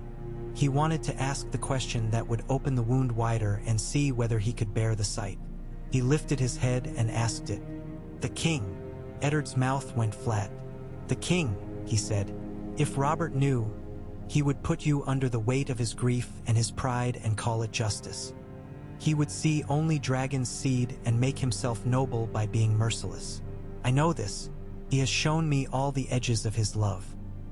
He would call it mercy to the realm, and he would drink himself easier afterwards, and tell himself I had forgiven him if I did not kill him where he stood. I do not want to test that part of me. Nor do I, John said. He tried to picture Robert's face looking at him with that heat behind the eyes that went hard when talk turned to dragons. He could not hold the picture long. It slid away, not because he was too gentle to conjure it, but because it smelt of wine and he had no patience for that. Eddard went on, voice even. Others would try to own you even if he did not. There is a queen whose smile is a blade in a sleeve. There are lords who believe in old names only when they can spend them like coin. There are men who would use you to make songs and burn the world with them. My choice was to hold you under the one name that gave you breath instead. And to call me bastard, John said, without heat, tasting the old word under a new light. It did not sour on his tongue. It did not sweeten. It only changed. To call you snow, Eddard said, and to set you in a place where their eyes would slide off you instead of fastening on you like hooks. It was the only door that led to a room you could grow into. Every other door led to a hall full of men with sharp hands.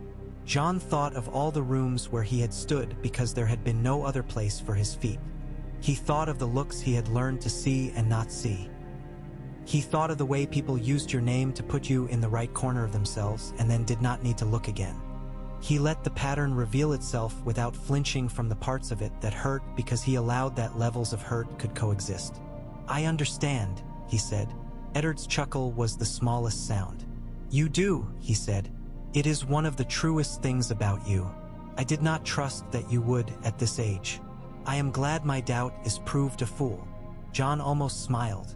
You have had to be careful with your hopes, he said. So have I. Then we are agreed, Eddard said dryly. He drew his legs under him like a man ready to stand and then stayed where he was. One more thing, the other name, the one that could be yours if the world were shaped by kindness and clarity. I will not put it on you, even in private, even in this place. I will not say it into your ear like a charm. I will not make it a weight you must carry. You can carry your mother's name and mine into the night. The other you will know and hold and not use. If you ever choose to use it, you will be a different man than you are now, and you will not do it lightly. Jon nodded.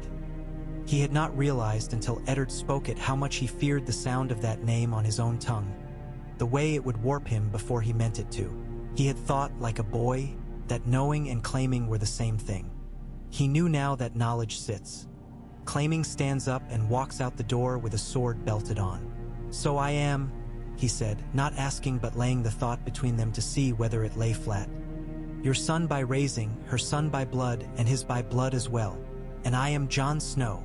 And you are Jon Snow, Eddard said at once, with relief like a sail filling. That is the shape of it.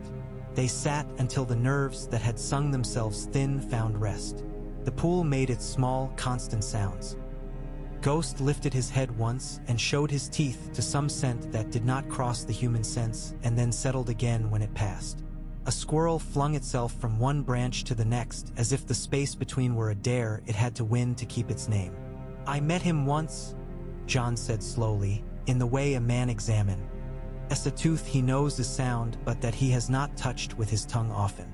The king's brother, the short one. He nearly laughed at himself for the caution. Tyrion.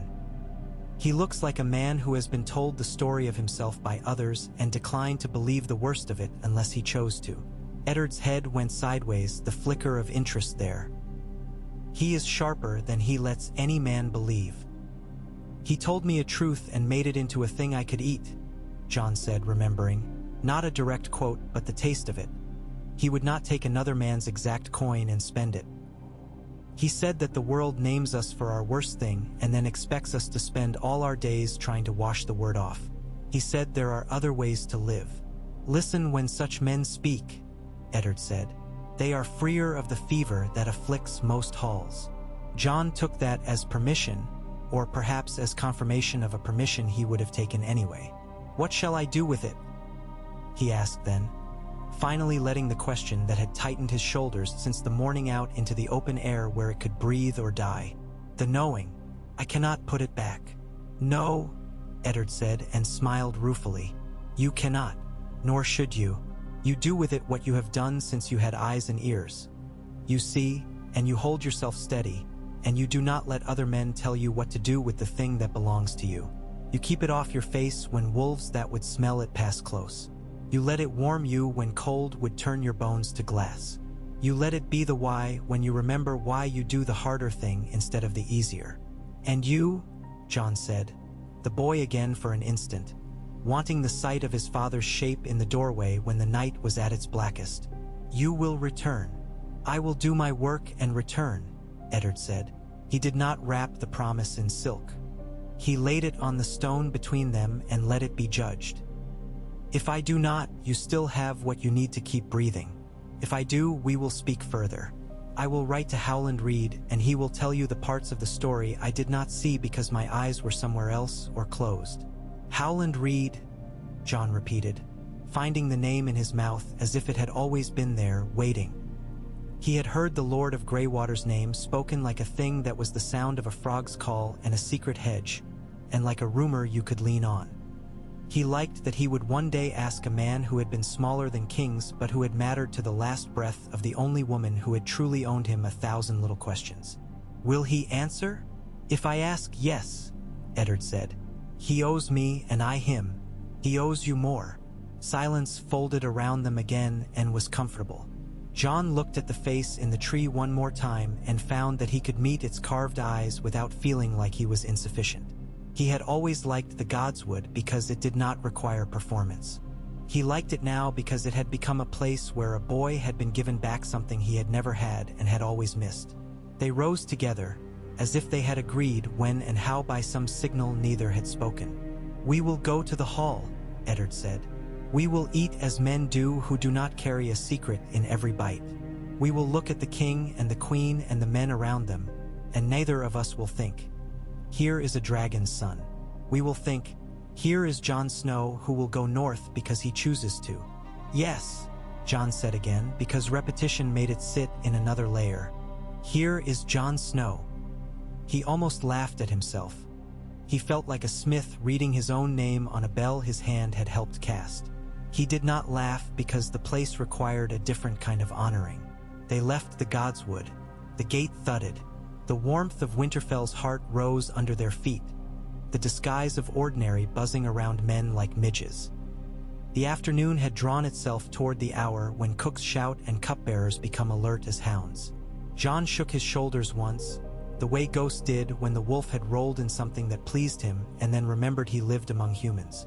In the hall, the bustle had an edge that was not quite joy. It was the pleased the king's sharpness, the tightness of men who know their work will be judged loud and late by mouths that have not been careful all their lives. The long trestles had been wiped and the benches set hard under them and the hearths stacked. A boar on a spit snorted fat into the fire and sent up savor that made men foolish and kinder than they meant to be. Jon took his place where he had always taken it, at the end of a bench with the commons and the men who served, and he was glad of it. He did not want eyes on him. He wanted routine to carry his body as if it were a bucket down a well. Ghost slid under the table at his knee, and an old man who had put men on horses his whole life reached down without looking and scratched the wolf's flank. Ghost accepted the attention for 3 heartbeats and then moved his ribs out of reach, not unkindly, and Jon heard the man chuckle. "Too proud for me?" the old voice said, fond. "Like his master." Jon ate. Bread, meat, carrot that had kept well, a dish of beans with bacon that had just enough beans in it to keep from being frowned at by men who kept other men honest. He drank watered ale and then water and watched the hall. There was always a second life in a great room, the one that carried on under the talk and above the floor. The invisible river of who watched whom and how a shoulder set itself, the way laughter failed or succeeded when it crossed a space. He felt the river's temperature. He avoided the rocks. The royal party entered in a gold wave.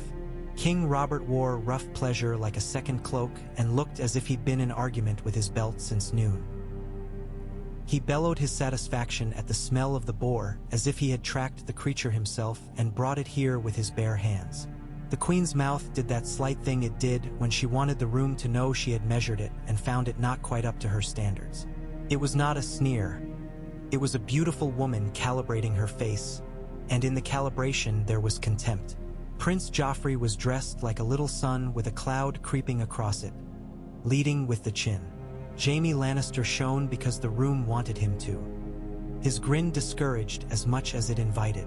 The younger children were what they were, children.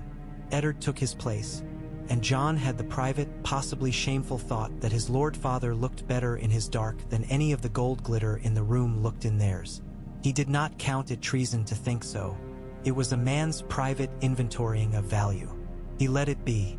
Catelyn Stark's mouth ghosted over him once, the look sliding like a knife laid along skin to make someone very aware of the exact place they stood. She flicked her gaze away. The hurt was old and dull. He stepped around it as he always had. Robb's eyes found him across the room like a hand lifted in a crowd. Arya's entire face did, full and bright and incapable of caution. Sansa had her look for company on, composed and pretty, and she was caught, as girls are who are being taught to be women, between who she was and who she was told to be. Jon admired the dinner she made of it. He ate.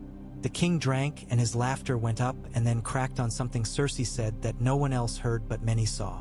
Jon did not study it. He had learned that such things pull a man's mind uselessly. A hand came to the table near his, short and fine-boned and wrapped around a cup as if it were a secret. The owner of the hand sat without ceremony where there was no room and created some by taking up less space than a man's health allows. He looked up at Jon and smiled like a fox who has found proof the hounds are looking the wrong way. "You are the one with the white wolf," Tyrion Lannister said. He did not stand on ceremony, because ceremony had never stood for him. Ghost's ears moved, but the wolf did not bare his teeth. He knew this man's smell from the road, from the yard, from the afternoon's drift. And the black mood.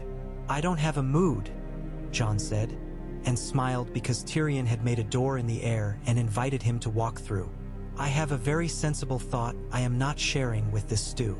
"Ah," Tyrion said, "and does it deserve stew?" He lifted his cup and rolled the ale against his tongue as if it could be argued with. "If so, I will have the same thought later." Jon considered him for the length of a swallow. Tyrion waited as if he had all the time there was and more, as if he were having 4 conversations in other corners of the room and none in this, and yet this was the only one that mattered. "I will go north," Jon said, because he did not have to be coy. The room's river skimmed over such an announcement in the mouth of a bastard. "I will take the black." "I thought as much," Tyrion said contentedly. "There is a lean in you that points that way. There is also the impatience of a boy who has spent too long being told where he stands and is ready to let the ice do it without help." Jon tilted his head, admitting the shape if not the sting. "You've been to the wall?" "Once," Tyrion said. His mouth tried on a variety of expressions and decided the only honest one was an annoyance that he could not describe exactly what he had felt without being accused of poetry. It is what people say only in the sense that people say almost nothing true about anything, and so when they happen to get near it, it feels like revelation. It is big. It is old. It is quiet. It is a thing that makes men feel small and think that is new. Jon smiled into his cup. "I like you," he said, surprising himself and not regretting it. "You say things that sound like jests and cut like knives." Tyrion's eyes, above the cup, flared in quick amusement. "It's a family trait," he said dryly. "Difference is, I warn you." He tapped the table lightly. "If you must go, go for your own reasons, not because you like how my words land." "I'm not going because of your words," Jon said, and caught that he had emphasized the wrong thing at once. He let it be. He would not correct himself for a clever man's benefit. "I'm going because I will suit it." "Good," Tyrion said, satisfied. "Then it may suit you. Eat. Later you may think the food better than it is because the company is worse." Jon did as bid. He did not ask Tyrion his own true question, the one that prowled under his skin since the gods would. That was not for any man's ear, much less a lion with a mind. He had already told it to the one person who needed to know it. No other mouth would shape it. Still, company that sharpened his mind without asking anything he could not give was a boon. He took it and left it when Tyrion yawned like a cat and slid off the bench and vanished in the way men who are watched all their lives learn to vanish without moving the air. The night came up. The king's laughter grew broader and showed more teeth, then sagged. The queen's mouth cooled a shade at a time and then froze. Servants moved like water over stone, bending around obstacles they had known since birth. Jory stood where he should stand, watching the breaks in the room where fights might start and making small decisions with his chin and his eyes that prevented 6 of them from starting at all. Ser Roderick told a tale about a man whose horse would not stop in front of a hedge and the way a hedge will win an argument if you give it time.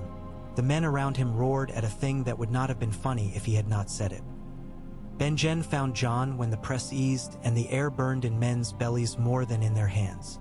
He crooked a finger and Jon rose, ghost to ghost again as he slipped from under the bench.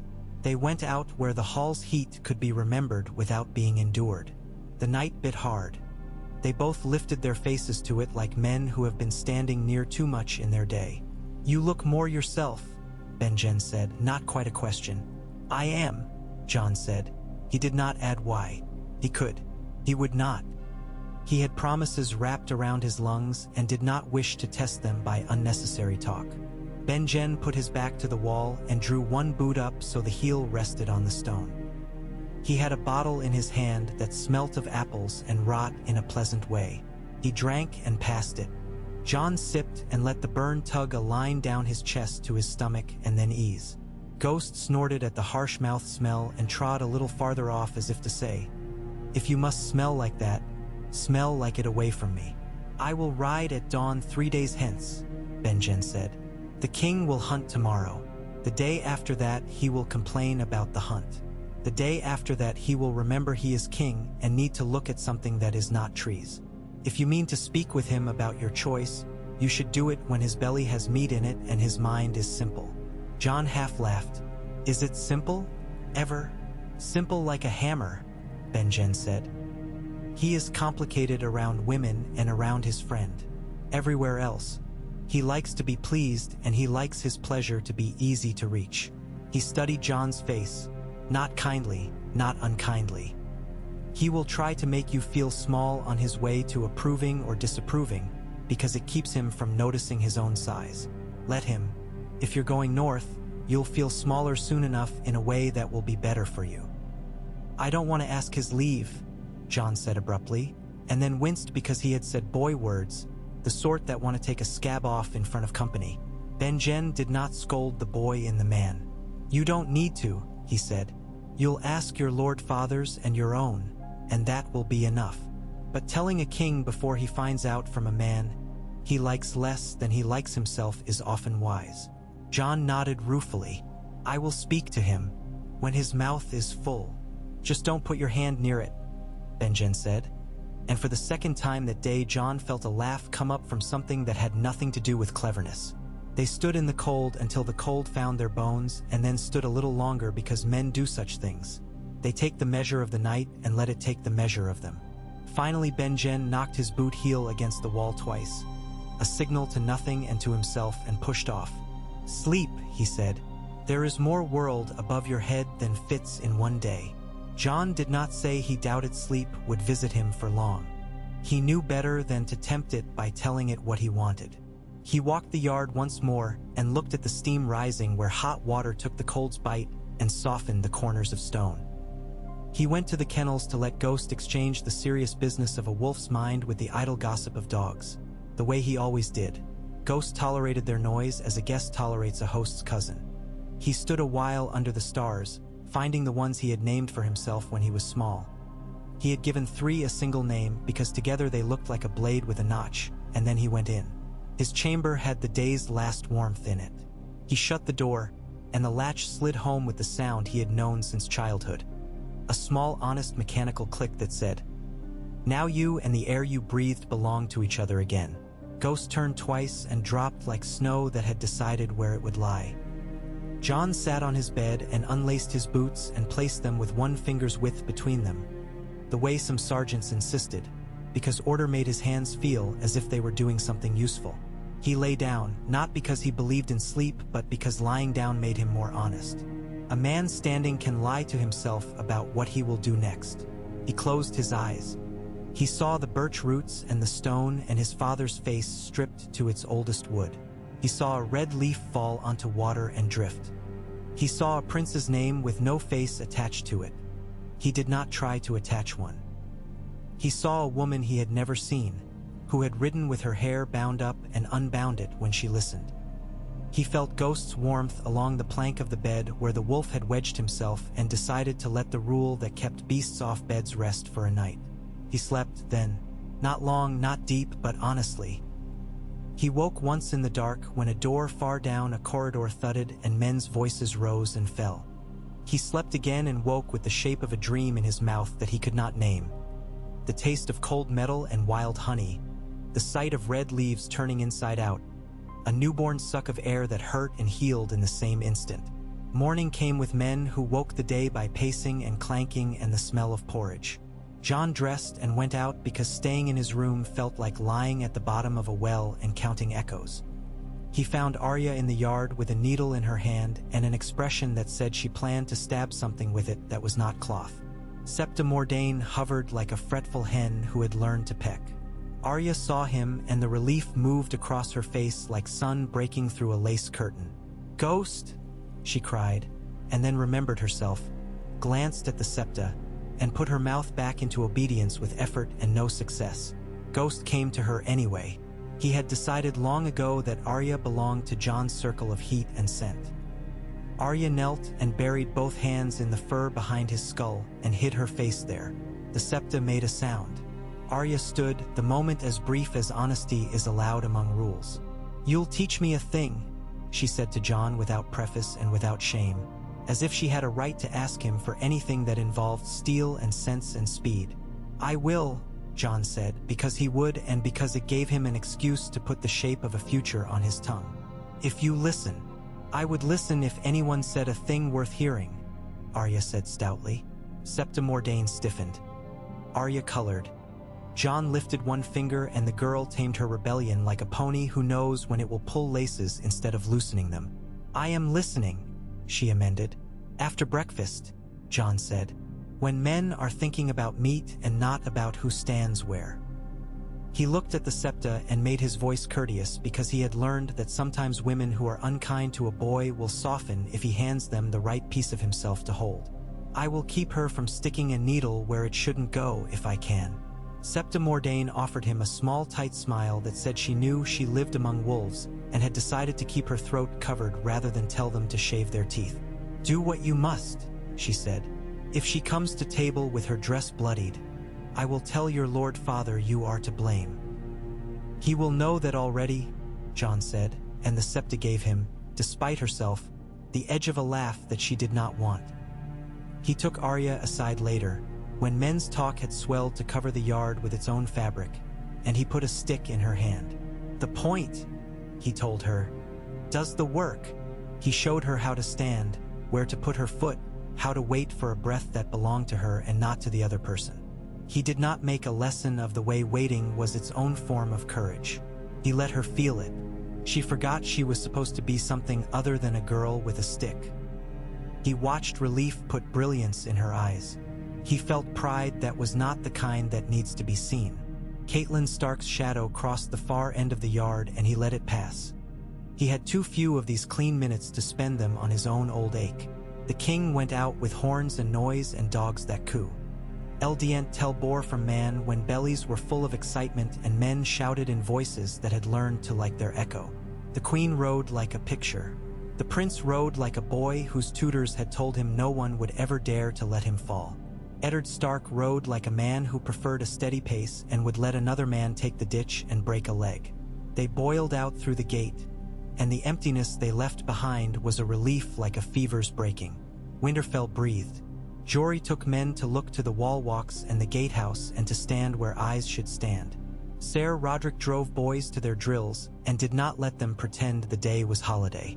Jon found a quiet corner above the archery, but where the sun would find him only after it had tested the air and decided it would not give frost back. And he sat with Ghost and checked his arrows one by one, the way a man who expects to still be alive next year learns to love preparation more than action. Benjen came and stood with his back to a pillar, close without crowding, the two of them looking at the same empty piece of yard where nothing interesting happened for several minutes because life was like that. "Tell me," Benjen said then, in the same tone he used to say past the salt. Jon told him what he wanted to tell him, that he would take the black when the time came, that he would not regret what it asked for. He did not tell him the other thing, not because he didn't trust him, because he had been given the shape of a circle and told to hold it and he wanted to prove to himself that he could. Benjen nodded when he had heard what was his. "You'll have harder men than you standing shoulder to shoulder with you," he said. "You'll have men you'd rather not. Your work will be to make something of that rope that doesn't break when it becomes a tug." Ghost lifted his head. The wolf had heard something Benjen did not, and Jon had not. The air shifted and the feel of the keep shifted with it. A rider came under the gate at a pace that said message. He made for the guards first because good men do, and then for the tower. Jon watched the way men turned to face the movement and then turned back to their own tasks when they realized it did not have claws for them. Winterfell was not a place where messages sent men running always. It was a place where men kept their feet and waited to be told where to put them next. Later, after small necessary things had made up a day the way pebbles make up a beach, Jon stood again in the Godswood because the place had put its roots down in more than soil. The afternoon had yellowed into that hour when light has given you all it will and remains only to see if you have learned to be grateful. He put his hand on the heart tree's trunk in that small habit he had formed, as if making himself known to a thing that noticed. Ghost waded into the pool up to his ankles and made a face and stepped out again, offended by the cold and by his own choice. He thought of his mother, not as a mystery now or not only, as a person who would have laughed at him for being solemn too long, and then leaned her shoulder against his and been solemn with him as long as he needed. He thought of the man whose name sat in his chest like an ember he would not fan. He thought of his father, Eddard Stark, in all the ways he had ever thought of him and the ways he had not. He did not realize he was smiling until Ghost huffed as if to say, "This is better." The king returned with mud on his boots and triumph in his mouth, even though the boar had outwitted him. Because kings did not lose hunts, they retold them. The queen's face had the clean look of a woman who knew that to be spattered is to be diminished in certain eyes, and so she had lifted her skirts perfectly or kept to the dry ground and disliked both options. People have habits. You can see them even when they are standing still. Night came again because it insists. The second feast had less ceremony and more food. Men told lies about the day that were mostly true. Jon laughed where laughter was a lubricant that kept gears from grinding. He slipped out early and found the place where the low wall ran along the inside of the curtain, and you could sit on it with your legs dangling and your back to stone and look out at stars and down at the place that had made you. He breathed. Footsteps approached that had learned to climb without announcing themselves. Tyrion again, appearing not like a shadow but like a thought. He hoisted himself with small, violent motions and sat so that his legs swung too, and he looked for all the world like a boy who might be up past his bedtime if he had ever had one. "Do you sit here and imagine the world beyond belongs to you?" he asked amiably. "Or that it wants to kill you?" "Both," Jon said, because he was fond of the truth. "Depending on the hour. Important to be consistent," Tyrion said gravely. He passed a skin that had in it something that was not apples and was not wine. It had pepper in its memory. Jon wet his mouth with it and passed it back. "You will be miserable," Tyrion said. "I cannot think of any advantage to lying to you about that, as you will find it out before you have warmed your second meal. You will be cold in the bones and cold in the mind. Men will be cruel in ways you will respect and cruel in ways you will not. The nights will teach you how thin a blanket can be." "You are poor at persuasion," Jon observed. "I am excellent at inoculation," Tyrion corrected. "When the disease comes, you'll recognize the symptoms and know you're not dying." He tilted his head, bright eyes on the white wolf below them. "Also," he added, "there are things in the world that a man can only learn at the edge of it. If you were my size, you would know that without me saying it." Jon considered him. The man's cleverness curled around itself. It could strangle or warm. He decided to let it warm. "You're welcome at the wall," he said on impulse, because he had the feeling that the dwarf gathered invitations the way some men saved money, to give himself options when others would close doors. "If you come before the snows drive you back." "I'm tempted," Tyrion said airily. "Not enough to be admirable, but enough to be inconvenient." He slid down with a grunt. "Try not to get eaten by anything with more teeth than you have. It spoils a man's appetite for dinner forever." He vanished in a way that was less like vanishing than in the hall. Here, at the lip of the world where men have made a bargain with the dark, it felt like one more small, honest impossibility among many. Jon stayed until his own bones complained in the polite way that means a man will be stiff tomorrow if he ignores them tonight. He went in. The third day told him by the light that men would soon begin to pack. Servants with clever hands and cleverer eyes moved in the ways they move when a place is preparing to empty itself and fill itself at once with the memory of itself. Carts were counted, and ropes dampened so they'd bite when tied. And a boy was cuffed gently when he almost let a chest go down the stairs faster than men's legs. Eddard found him in the yard while Ser Roderick corrected a boy's stance and Robb made a face at a bridle that had worn through in a place that should not have, and the blacksmith swore at the bridle and himself and the gods each in turn, because good men spread blame evenly. "Walk," Eddard said. Jon walked. "I will tell your sisters of your choice," Eddard said. Arya will cry and then punch a boy and then make a list of all the things she will not do because you are gone.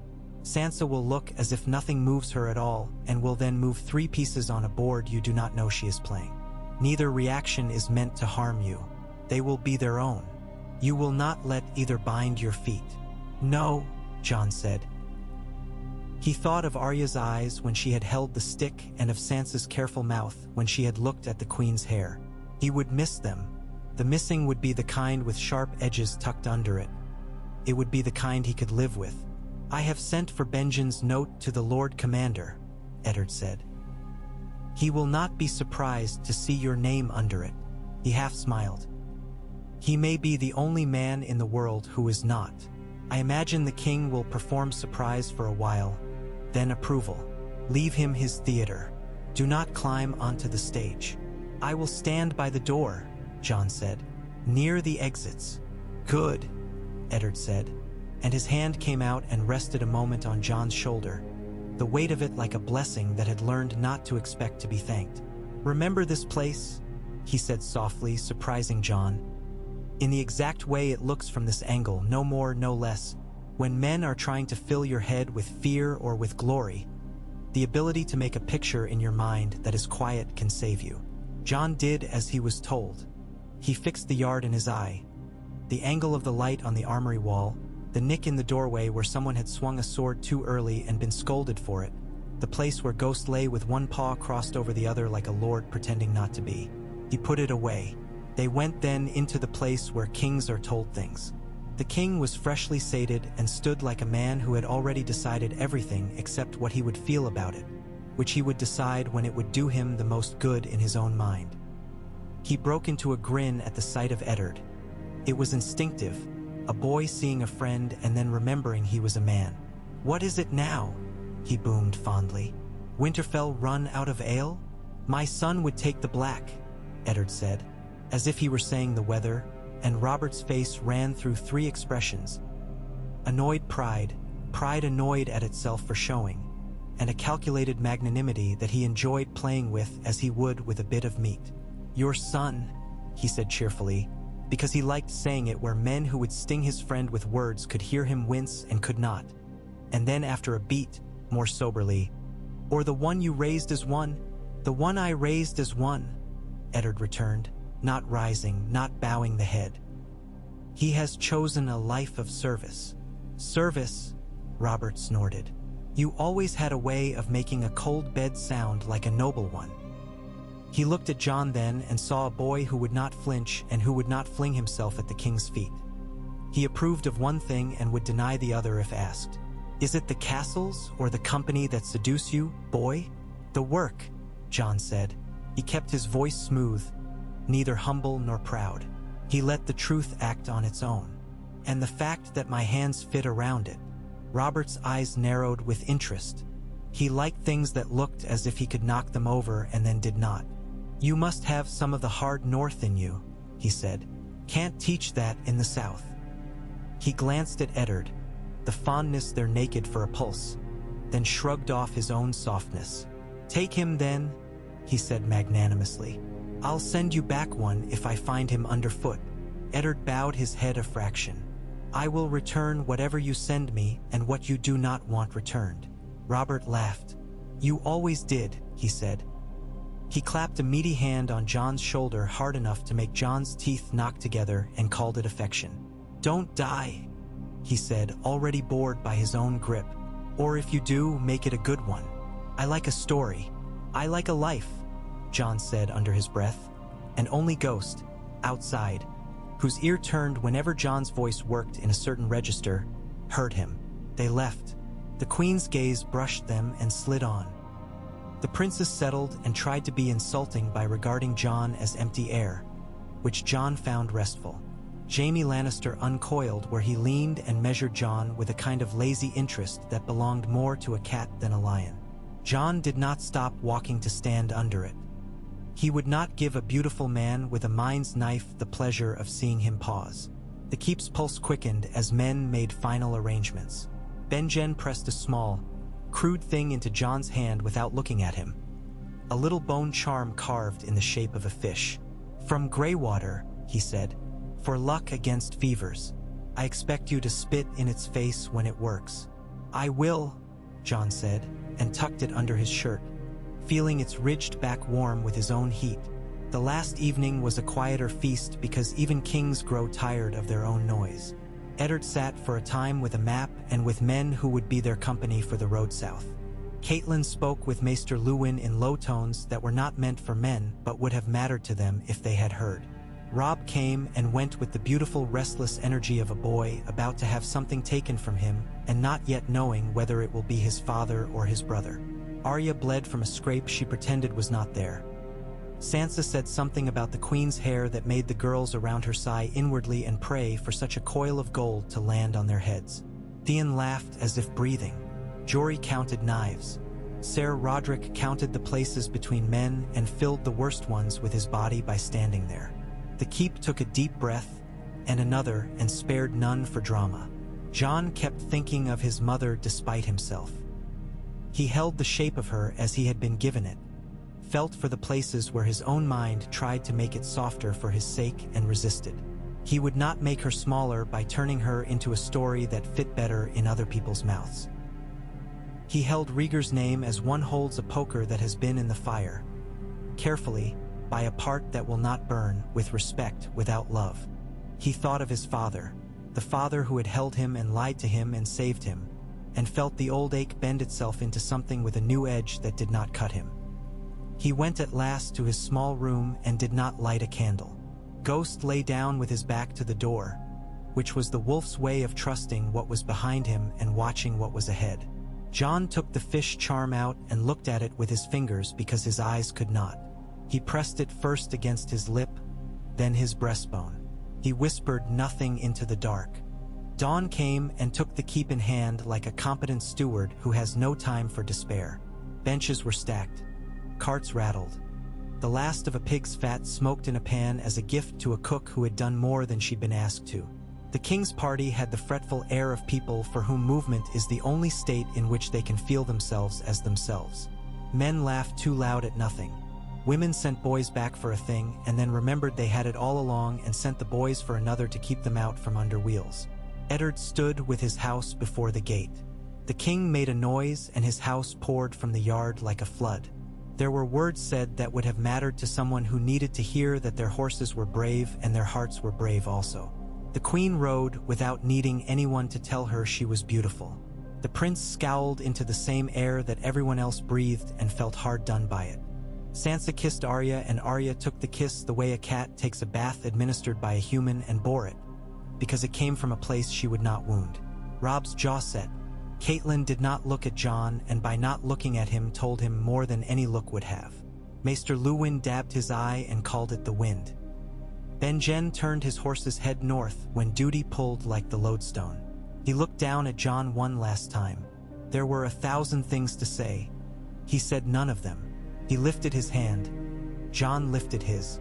Ghost pressed his shoulder against Jon's hip. Eddard mounted. He looked once over his shoulder toward the godswood as if grateful to a thing that had no need of thanks and then fixed his eye on the gate. He had told Jon what he could. He had put into Jon's keeping a secret, a love, and a shape to live by. The road called, he answered. Jon stood still as kings and queens and friends and enemies and stories went past him. He did not feel small. He felt precisely the size he was. He would grow into another size in another place, north of even this north, and he would do it with their names in him and his own on his tongue. When the last of the dust settled and the keep began the business of being itself without a king's shadow draped over it, he turned. The yard awaited him. Ser Roderick held a stick. Arya had a look. Ghost shook himself as if to rid his fur of the sound of the king's laughter. The fish charm lay warm against Jon's skin. He went to the ring and took up a sword. The blow he caught stung his wrists and made him smile. The morning lifted, clear and cold, and in it there was room for what had been given to him and what he would choose next. He moved through it.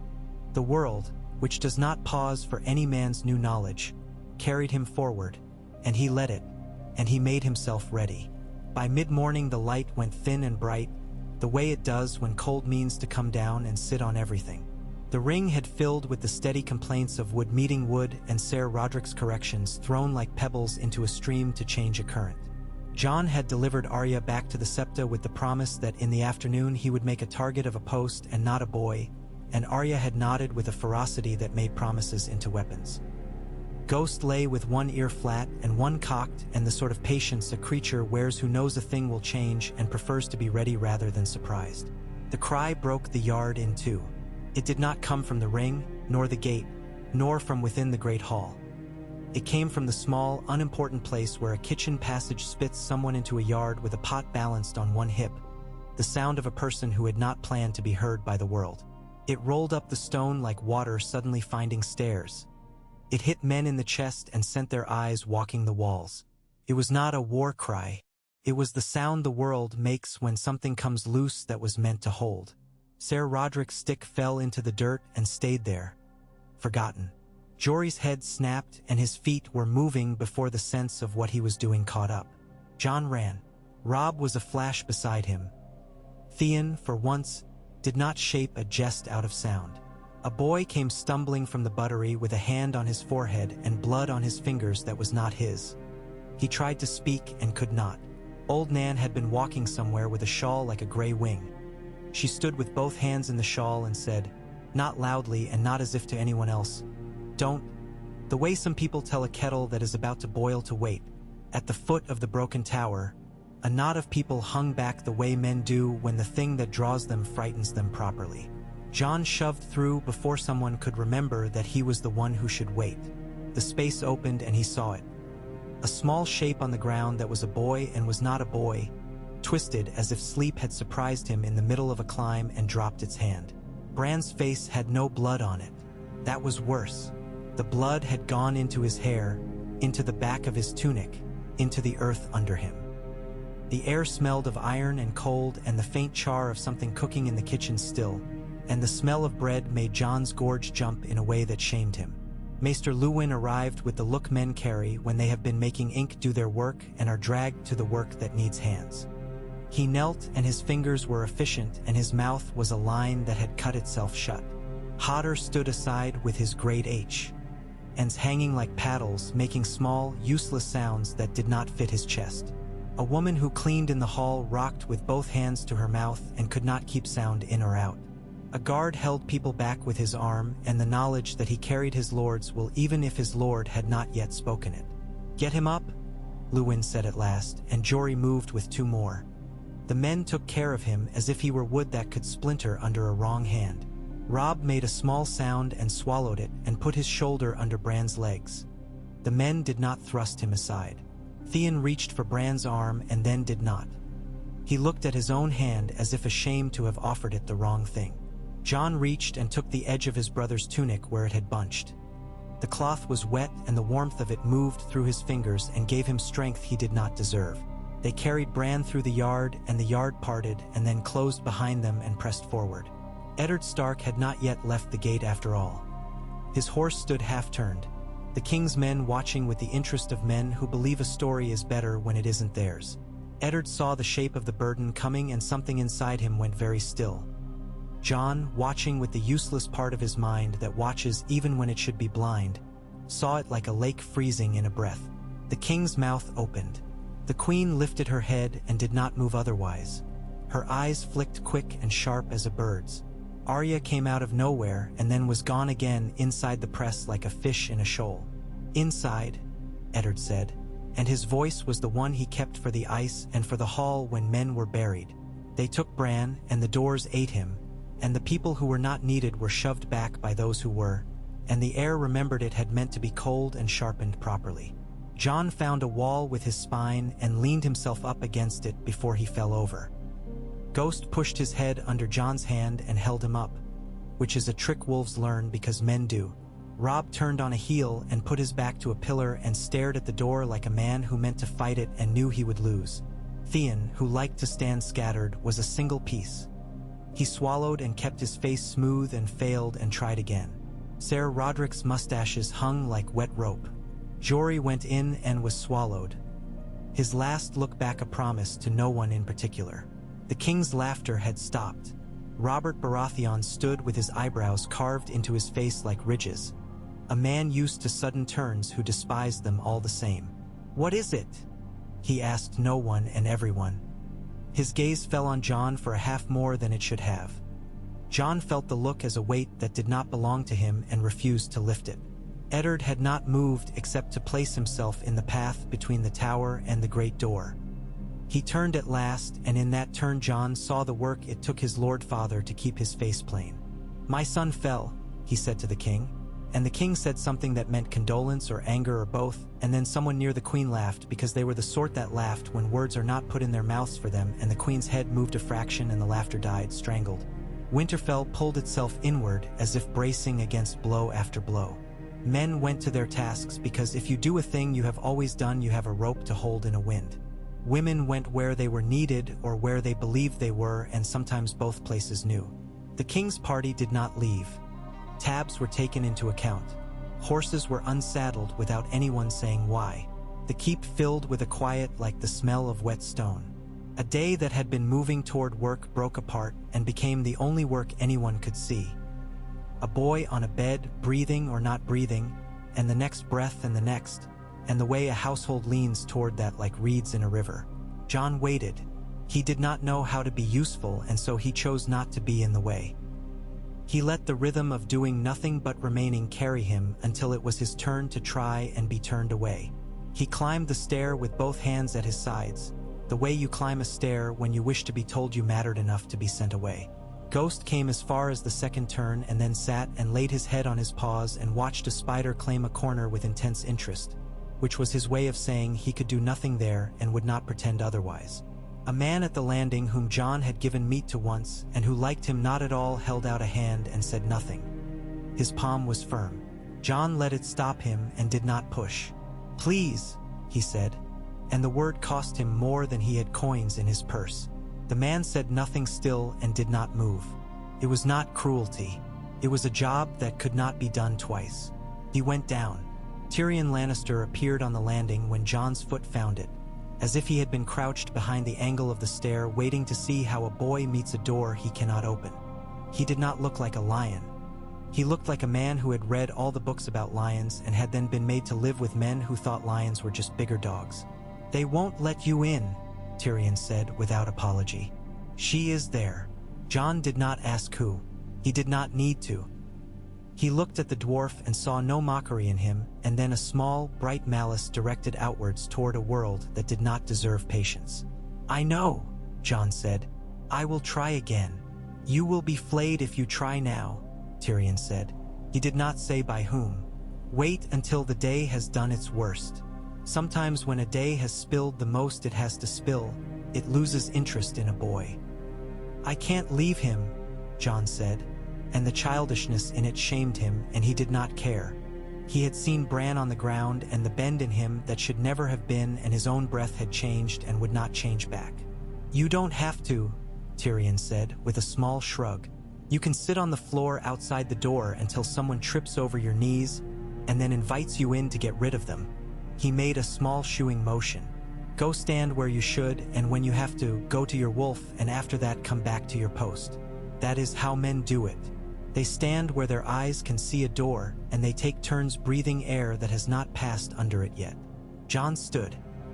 He went to Ghost and laid his hand behind the ear that always felt like fresh snow where the fur turned back on itself. Ghost leaned without moving, which is a courtesy wolves extend to people they have decided are not fools. He went back to the stair and sat on it like a piece of furniture. People stepped over him or walked around him or put a hand lightly on his shoulder so as not to fall themselves. And each touch was both kindness and impatience, and contained within it the confession that none of them knew what to do either. At dusk, when the kitchen sent broth around and men forgot to be proud and let themselves be fed, when the queen had been seen once with her children like a cloistered saint in an illuminated book and once without them like a knife in a sheath that has been polished too long, when the king had loudly announced he would not leave his friend to his grief and had then gone looking for something to drink that was not water, Jon climbed again. The man at the door had been replaced by a different man with worse skin and kinder eyes. Jon nodded. The man looked at him for a time, long enough for the looking to walk past politeness and become something else, a recognition or a courtesy or a wager, and then he moved his shoulder 3 thumb widths. It was not permission. It was the removal of an obstacle and the invitation to blame someone else later. Jon went in quiet because he had learned how rooms asked to be entered. The candles had been replaced and burned low again, which told him more time had gone than he had believed. The heat of too many people had made the room stale. The fire in the hearth had sunk and not been lifted because no one had that small kindness in their hands just then. Maester Luwin had his sleeves rolled to his elbows and his hands were clean but raw. He did not look at Jon. The bed was very large and the boy in the bed very small. His chest lifted and fell. It was that absence of blood on Bran's face again that made Jon's eyes hurt. It made him look like a child sleeping, which was almost a cruelty. Catelyn Stark sat at the head of the bed with her hand on the boy's and her face a lesson in endurance and in what endurance does to a face. She had torn a strip from something and bound it around her own palms where she had rubbed them raw. Her mouth had not lost its shape to grief. It had hardened into it. She did not look at Jon when he moved. She knew he was there the way a person knows where the heavy furniture is in the dark. He went to the foot of the bed and put his hands there, not on the coverlet, on the wood, because he feared the boundary between his wanting and the edge of the boy's blanket as he had never feared anything before. Bran's lashes lay on his cheek like the dark ends of a paintbrush a woman had cut with a knife. Jon had painted his own face with mud and ash as a boy. He thought of it and hated the thought and loved it because it was alive. "Leave," Catelyn said, without turning her head. "I came to say goodbye," Jon said, and then swallowed, because he had not meant to use that word. He meant to say, "I came to stand where I can see him." The word that came was the one that makes men who are trying to be men look very young. It was the word that does not belong in sick rooms because it is greedy. Catelyn turned her head then, slow, a woman who had been forced to learn how to turn slowly. Her eyes were raw, and if she had been a different woman, Jon might have accepted the story of grief burned into them as an excuse. She was this woman, and he had been this boy his whole life. He held his back very straight. He met what she had. "You are not his kin," she said. She had carved the words thin with her teeth and held them up so the light went through. They did not shake. He did not say anything. He was good at not saying anything. He tried to be good at it then and failed and at last managed. "I am his brother." It was not a plea. It was not a boast. It was not an argument. It was the truth as he could carry it without breaking it. "You are nothing to him," she said, "and I am everything." And then her voice cracked on the last word and became someone else's for a word. A stranger she did not know yet, and then she swallowed and repaired it with anger. Maester Luwin looked up as if to speak and then did not. He went to the hearth and put 2 logs on without looking, and his hands did the work with a tenderness that hurt Jon because he wanted that tenderness for himself and could not have it. Robb stood in the corner where the curtains hung and watched Jon with a look that begged him to leave and begged him to stay and asked him to understand both at once. Jon moved, because he would not make Robb choose and he would not put Luwin to the office of clapping a boy out of a room. He went to the head of the bed and leaned in without touching and put his mouth near Bran's ear and said, on a breath that did not shake because he would not let it, "I'll be near the door until they send me away." And then he bowed his head to Catelyn Stark as a lordling might bow to a lady taller than him with a sword in her lap and left, quiet, the way he had come. In the corridor his heart made the sound iron makes when it cools too fast and thinks of shattering. Ghost stood to meet him, and Jon went to a place he had discovered long ago. The niche between the tower stair and the wall where a tapestry hung and smelled of dust. He put his back to the stone and slid down and Ghost lay so that their ribs fitted. He shut his eyes and saw the stone instead of seeing behind his eyelids whatever shape his mind wanted to make there. After a while someone dropped a blanket over him and did not ask leave. It smelled of smoke and the laundry. He slept in the way a man falls into a ditch and then wakes and is ashamed to have slept in a ditch. He woke when the blanket shifted and a small body burrowed under it and the smell of straw and horse and ink got into his nose. Arya pressed her face into his chest with the violence of a cat pushed too hard to delight in being stroked. She said nothing. He put an arm around her shoulders and kept his mouth shut. After a time she slept, and after a longer time he slept again because he could. When the world stirred itself and the keep remembered it owned its own hourglass, Jon woke and shook the blanket off, and Arya woke with the sharpness that had always frightened ladies and endeared her to men who could read people. "He will not die," she said in the rigid way of children who have decided the future and dare it to refuse. "He will not." Jon did not argue. "I'll give you something," he said instead, because the promise felt like a rope he could throw across a river for both of them. He took her hand and led her down the servants' stair to the place between armory and outer wall, where men left things they meant to come back for and sometimes did not. He had put the object there that morning before the world fell. He had shaped the plan around that action before it, and then the plan had been taken away, and now it came back like a stray finding its way to the right door. He lifted the long bundle and placed it across his forearms and presented it the way a squire presents a blade. She unwrapped it with a care that was pain to watch because she had not used her hands that way for anything so gentle. The slender length of steel lay in the old cloth like a fish in a stream. Her mouth made a shape he had not seen on it yet, half awe, half hunger. "It is yours," he said needlessly. "Grip here. No, here. The weight is in the hilt, not in the blade. See how it wants to go where you point it if you let your wrist speak to it instead of your shoulder." She held it point low because he had said so, but every part of her body wanted to lift it. "What is it called?" she asked, and the question was old and right and the kind that makes men who work iron smile because a person had asked the only two things that matter about a blade: how it fits the hand and what mouth it lives in.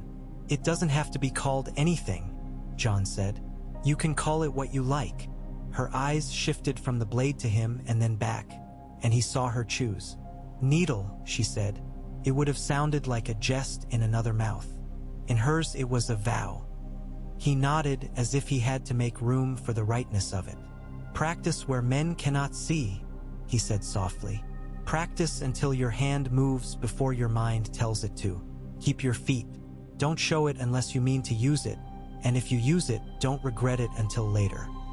He reached and touched her hair, then drew his hand back because she did not like to be handled and because a thing had broken between them and been remade and he should not test it. "Keep it hidden from Sansa. She will tell people because she believes secrets are only for kings." Arya flashed a grin that was as much teeth as happiness. "She will try," she said. "She will fail." She wrapped the blade again, and it vanished into a bundle that could be a length of wood or a rod for curtains. She hugged him hard enough to take his breath and made off like a ferret with a stolen chicken past a sleepy guard who did not see moving bundles at that hour. Jon breathed. He went back to the tower and took his place by the door. The day spun out a thread and then another and made rope, and there was no end to it. People came and went. Robb came and went with his face growing more like their father's by the hour. Not because he meant to mimic him, but because responsibility sits on a young face like a man's shadow and makes it look older. Sansa came once and stood outside the door and did not try to go in, and her hands pressed themselves together until the knuckles were white, and she looked to Jon and did not, and left. Tyrion came once and, finding Jon, gave him a small nod and then put his own back to the wall 10 paces down as if to say, "There are different posts for different men, and I know how to stand the one that is mine." At twilight, when the evening smelled of smoke and tiredness and the first word of prayer that people keep in their mouths to warm them before they speak it, the king sent for Eddard, and Eddard went. He returned, and men knew by his face that he had told the king the thing that is hardest to tell a man who wants to be soothed, that there was nothing to be done but the next thing, and then the next. The queen passed the door surrounded by women who turned their faces in a direction that made their mouths soft. She did not slow. On the 4th day, the king said he would leave on the morrow because no crown can be kept in one place longer than it wishes, and because even grief for a friend cannot hold a man who has made his life out of movement. The hall tightened itself. Robb swore under his breath once at a strap that had been mended badly and then, seeing who had done the mending, turned the oath into a blessing with a stumble and made it sound like he had planned the words that way. Jon stayed to his post. He slept under his blanket and woke when Ghost put his wet nose under the blanket and pulled it away. He ate the bread someone placed on the steps for him and did not know who. He might have thanked the wrong person, and he would not risk that. The morning of departure came with breath that hung in the air and courtiers who believed breath should behave itself and not be seen. They blew it out quickly as if they could tidy the day by setting it in order. The king put on the air of a man reluctant to go and enjoyed it. The queen did not pretend. The prince looked at the world as if it were misplaced. The girls stood where they should. Eddard stood with them and without them at once. He found Jon with his eye and looked long and said nothing because words dissolve metal sometimes, and he had no interest in finding out which ones would. Jon went, under Tyrion's eye and under his own will, up the stair one last time before the leaving. The man at the door watched him come and move and watched Catelyn Stark not order him away because she had been awake too many hours and had spent too many words and had none left to spend on hatred without an immediate return. Jon went to the bed and took Bran's hand. It was warm and the bones in it felt like river stones through the skin. "I'm going," he said, and he did not call it goodbye because he had learned. "I will see you when the snows come up to the walls and the long nights make men kinder. You can call me a liar then, like always." Catelyn's mouth moved. "Leave," she said. Not to him and not to anyone and to everyone. And Jon kissed Bran's forehead, small, quick, and left the room faster than he had entered because he could not bear to break apart on the floor where she could see him and keep her face as it was. In the corridor, he stopped breathing for a count of 12, and then he started again. He found Sansa in the yard watching the Queen's women file past with their packages and their sense of their own importance. She made the sort of curtsy that girls make when they are practicing for their lives and looked at him with eyes nearly perfectly blank, the way a girl is told to look when she is terrified. He bowed very slightly because bowing too deeply would be cruel. "Be kind to your sister," he said. "She is armor and weakness both. She needs you in both parts." Sansa swallowed and lowered her lashes because she had been told that was the proper way to say all the things she was not permitted to say aloud. He did not tell her what it was he saw in the Queen. He did not understand it himself. It took men twice his age years to put a name to it, and even then they got it wrong. He sought Arya where he knew he would find her. The old storage by the barrels where she had put a space aside for herself like an animal making a den. She stood with her bundled sword and her jaw set. He crouched. "Don't show it unless you must," he said again. "And when you must, don't be gentle until you mean to be." She nodded and brought her forehead to his in a brief, hard touch and then shoved him away because she could not abide tenderness longer than a breath. Outside the south gate the procession drew itself up, soldiers and wheels and pride and fatigue and the king's appetite. Outside the north gate a smaller company made the preparations that have served men traveling dangerous roads forever. Checking tack twice, counting blankets, making large men and small men know who will walk in what order. Yoren of the Night's Watch spat darkly in a way that suggested satisfaction rather than contempt and looked over his small collection of the realm's leavings. Boys the watch would make into something that could stand next to the thing Jon meant to be without shame. Tyrion came with them, cheerfully uninvited and impossible to refuse, because he wanted to see the great ice and would not miss the chance to look at the edge of the world for the sake of a queen's disapproval or a king's impatience. Benjen had gone before, not because he meant to be dramatic, but because his work is the kind that does not wait on kings. Jon felt the loss of his uncle's shape in the company like the loss of a warm stone in a bed on a cold night. It was right, still hurt. Jon went to Eddard Stark and stood before him with the fish charm under his shirt making a small, comfortingly stupid bump against his breast. The words between them were few and were not exchanged where anyone could gather them up and present them later with embellishments. Eddard put his palm, briefly, against the back of Jon's neck and then lifted that hand and put it on his head as he had when Jon had been small enough that the hand had covered everything behind his eyes. He did not say be careful. He did not say be brave. He said, keep your own counsel. And then softer, write if you must, but not anything that would put your name where I cannot pull it free. Jon nodded. They were both clumsy with love in public and both too proud to pretend otherwise. He went to the north gate and passed under it. Ghost stepped with a careful gladness that made Jon smile. The wolf liked the piece of road that started with a gate and ended God knows where. Tyrion rode a small, shaggy pony that had the patience of a saint and the humor of a sinner.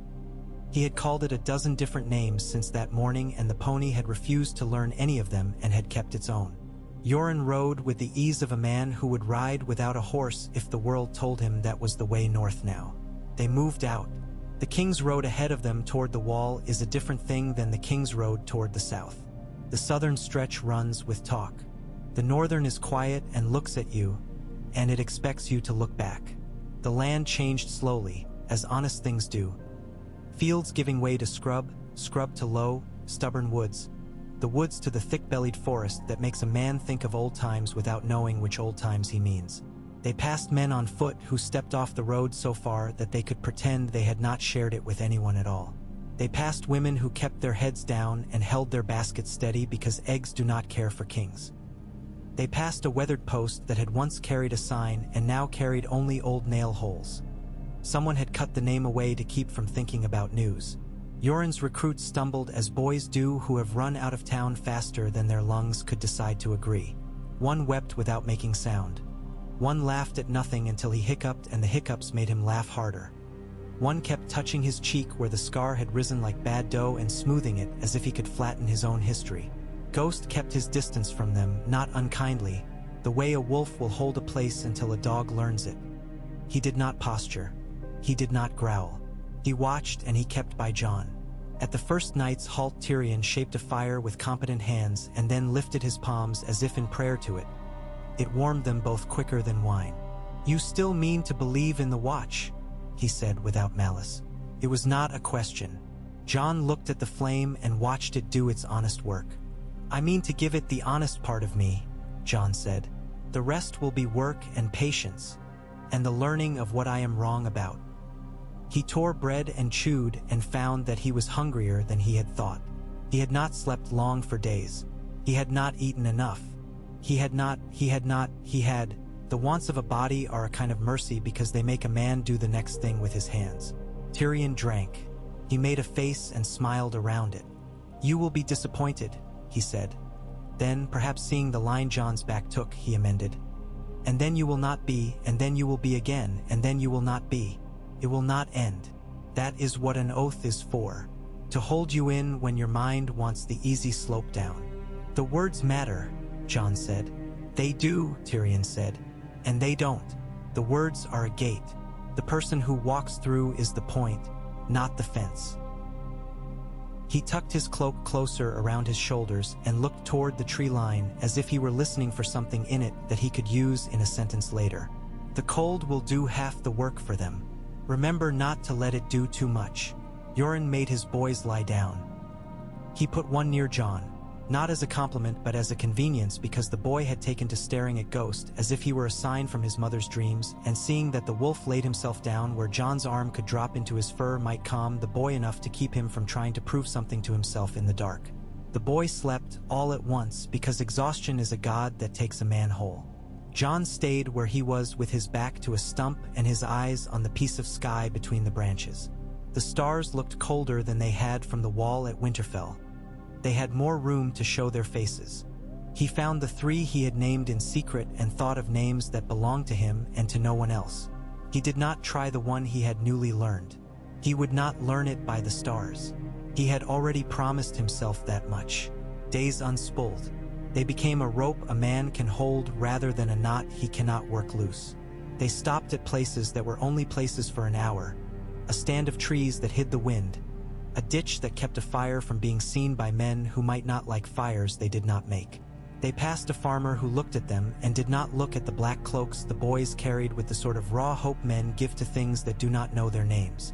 They passed a ruined holdfast where moss had eaten the carvings around a door until the men whose names had been put there would not recognize themselves. Tyrion made 3 jokes that would have gotten him cuffed by any man who liked himself less. Yoren grunted once and slept at odd hours as if sleep owed him a debt he was collecting in small coins.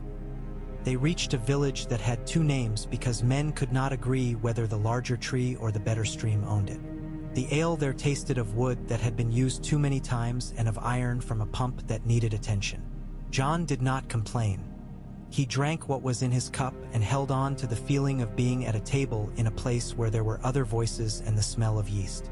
Tyrion coaxed a story out of the tanner that made the tanner proud of something he had not known he should be proud of, and then paid him too much for a strip of leather that he cut into a loop and used to mark his place in a book he had never intended to leave open anywhere near this far north.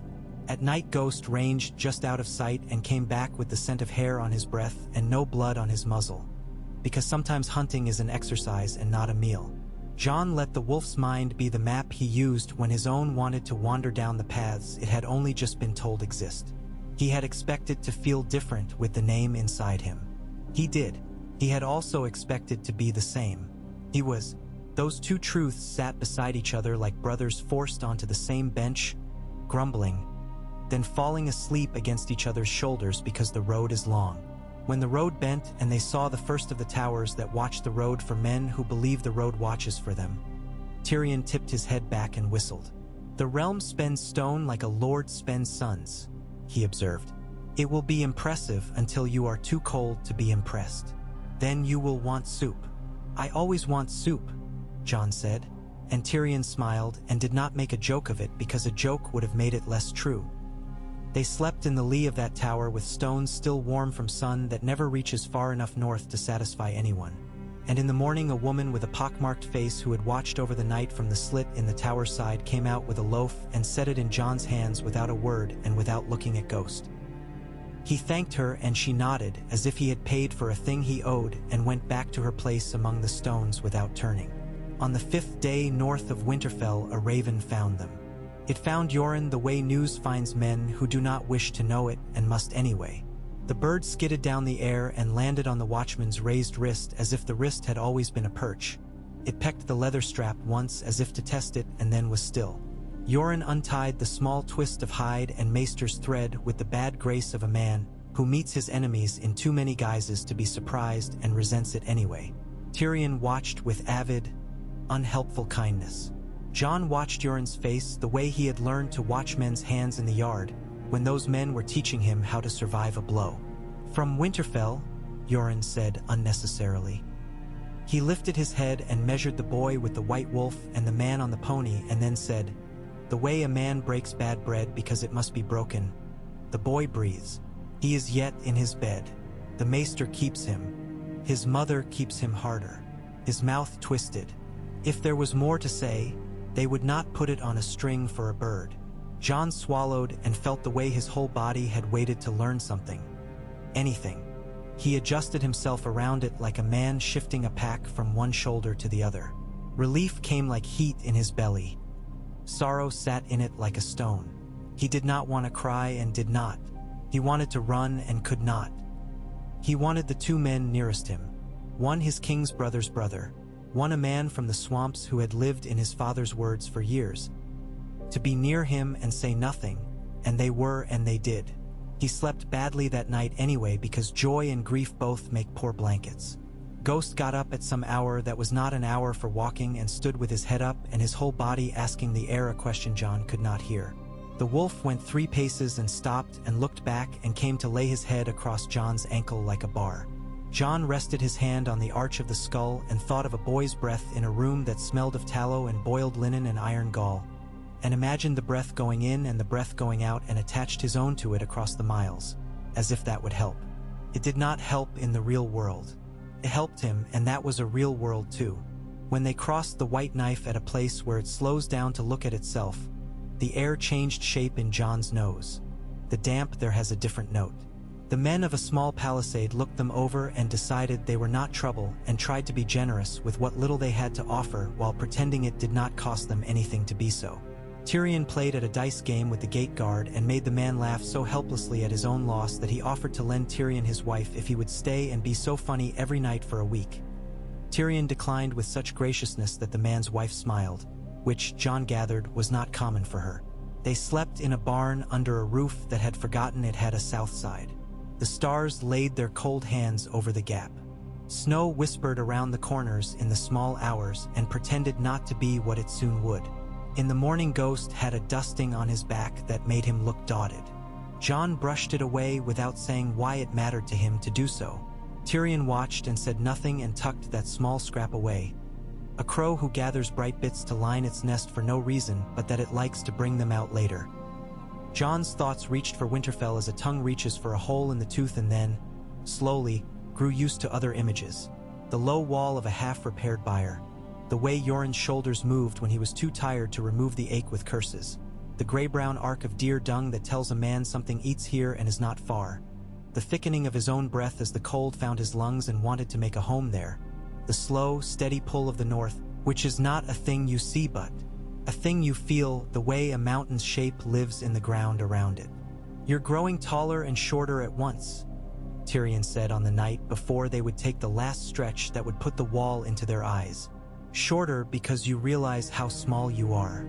Taller because you are learning how to stand in that fact without apologizing for the space you take.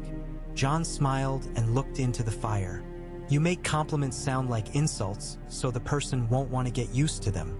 And you make humor out of wariness so people will not notice you are careful. Tyrion returned, not unkindly. It will serve you. It will also make you lonely sometimes. He leaned back on his elbows and watched the sparks fly into a dark that did not care about sparks. When that happens, it is not a betrayal to want a hand to hold. Just be careful whose hand. There are those who will say they are giving you theirs and will in fact be taking your wrist.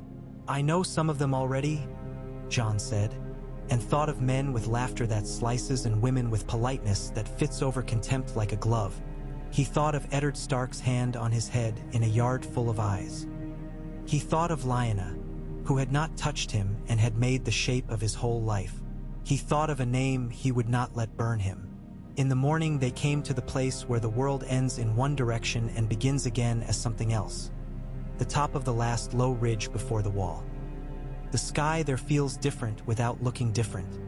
The cold carries its own silence. The thing itself rose like a thought that took the air out of a room. The color of old ice, which is not white, not blue, but the memory of both, the certainty of them, a shadow that light has learned to wear. It ran from one horizon to the other and then beyond the pieces of the world men name. A curtain and a cliff and a book closed very tightly. Tyrion drew in his breath and let it out and laughed, quietly and in love. There, he said, because even a clever man must sometimes say the plainest word. Yoren spat and wiped his mouth with the back of his hand, and the spitting was not disrespect. It was piety of a sort, a way of greeting an old god in the only language both understood. Ghost stood with his head high and his tail down, which was how he faced anything that mattered. Jon lifted his face into the wind that came off the great cold and smelled of nothing, and in that nothing the whole of the north. He felt his own name settle in his mouth like a thing he would be able to say under any sky. He felt the other name sit where he had put it, a weight and a warmth, not a leash. Welcome to the end of the world, Tyrion said, almost cheerfully, and then, surprising himself and Jon both, he reached and squeezed Jon's arm the way an older brother might in a better tale. And to the beginning, he added, and made it a jest after, because the moment had been too near to earnest for a man like him, and he needed the cover of his tricks. They walked down out of the wind toward the gate where black cloaks move like crows in the snow and voices are swallowed and given back smaller. Jon felt the shape of the work ahead of him like a harness he had chosen. He did not mistake it for a crown. He did not pretend it was only a burden. It was both. He had learned to hold two true things at once. He went under the shadow and into the courtyard of melting trampled ice and the smell of old leather oiled against its own cracking and the thin iron music of hammers in a place where iron matters. Men with faces the weather had kept halted and measured him. One smiled and then remembered that a smile is a luxury when one is weary and banked it for later. Ghost shook himself once and trotted at Jon's heel, white on white and yet still the sort of thing men notice. Another Stark, someone said, without malice, with relief, as if men will always call the shape of a boy by the name that makes their own courage easier. Jon took the word and did not correct it.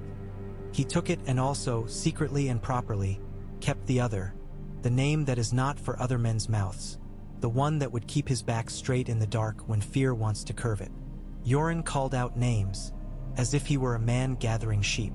Tyrion looked up the face of the wall with the satisfaction of a man who has come to the thing he meant to come to and can now begin the work he had made of imagining it before he had seen it. Jon lifted his pack and felt both lighter and heavier, the way a person does when he has carried something for miles in his head and finally puts his shoulder under the real weight of it. Later, when the courtyard had taken him in, when the first questions had been asked and the first contempt had washed over him in a way because he had not answered it with heat, when he had found that the men here measured you by how you stood after you fell rather than how you held yourself when you were not yet tired, Jon went to the foot of the stair that climbs to the top. He put his hand to the cold wood and looked up into a sky that had decided it might snow and had not yet chosen its moment.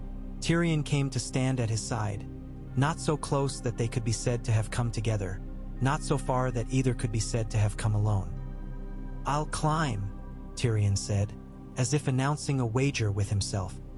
He said it lightly, because it pleased him to be thought careless, and his face told the truth. He wanted the sight that only the top could give. "Come if you like." Jon looked up again and then at Ghost. The wolf's pink eyes met his. A small question lived in them.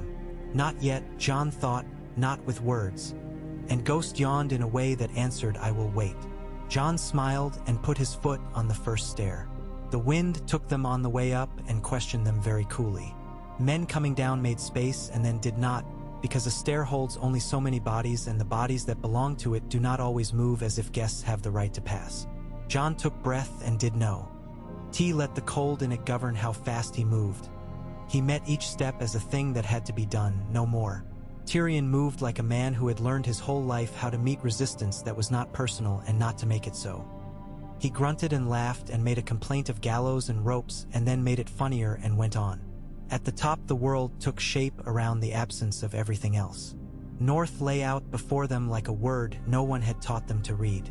Jon put his hands on the ice and felt nothing that his hands could carry away, and yet something went into him all the same and found a place it would last. Tyrion, beside him, opened his mouth and shut it and laughed wordlessly. The wind took the laugh and filed it where such sounds are kept. For days when people tell stories and need a certain satisfying noise to make the story sit properly. They stood until sense told them to go down or lose fingers they might want later. On the stair down the wind stole Jon's eyes for a moment and he felt his foot misjudge a rung and his body swing and his hand shoot out and find a hold with a speed that surprised him. Tyrion's hand came out too and did not reach him, and the two men, one boy and one smaller for reasons neither had chosen, laughed quietly at the same time and then pretended not to know they had. Back in the yard there was work given to his hands and he took it. Mucking a stall is a gesture a lord's son and a lord's bastard should both know by heart. He did not mind the smell. It smells of life and of work honestly done. He learned names he would need to know and names he would not and treated them with the same respect. He remembered faces with a boy's speed and a man's caution. When he slept that night the wind sang through the timbers and made a low, steady note he was not sure he would ever learn to think of as kindness and meant to try.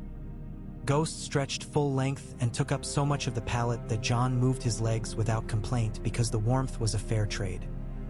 He shut his eyes and the godwood at Winterfell moved under his lid, and then the room went empty and then the wall came back and the cold walked up his sleeves like a polite guest who knocks and then enters without waiting. In the morning, a raven tapped the sill. It had flown north from a place that sleeps where water rises in winter as well as in summer, and its feet left minuscule prints in the frost that melted while Jon watched, which made him think about words that leave no prints because men rub them away too fast. The message was for the Lord Commander and not for Jon. He did not touch it. He did not need to. He knew that even if he never heard another word from south of the wall, he would know what he needed to know when he needed to know it. He had trusted this once. He would again. He went to the yard. Day by day you make the man, Ser Roderick had said, in different words and by hitting him with sticks until the words were not necessary. Day by day, he had the day in his hands. He would make something with them both, here, under the shadow of a thing men had built against the dark they did not name. He was not alone. He thought of Lyanna, who had walked out of a door she was meant to stay behind. He thought of the man whose name he had folded up like a heavy garment and put away and would not wear. He thought of Eddard Stark, who had kept him alive by letting the world believe a lie that did not hurt half as much as the truth would have. He thought of the boy in the bed in Winterfell, breath going in and breath going out, and of a wolf the color of a winter's road under moonlight who had made Jon's life bend to fit around him. The work came and he went to meet it. He did not bless it. He did not curse it. He made of it a way forward, and the day stood up on its legs and let him pass.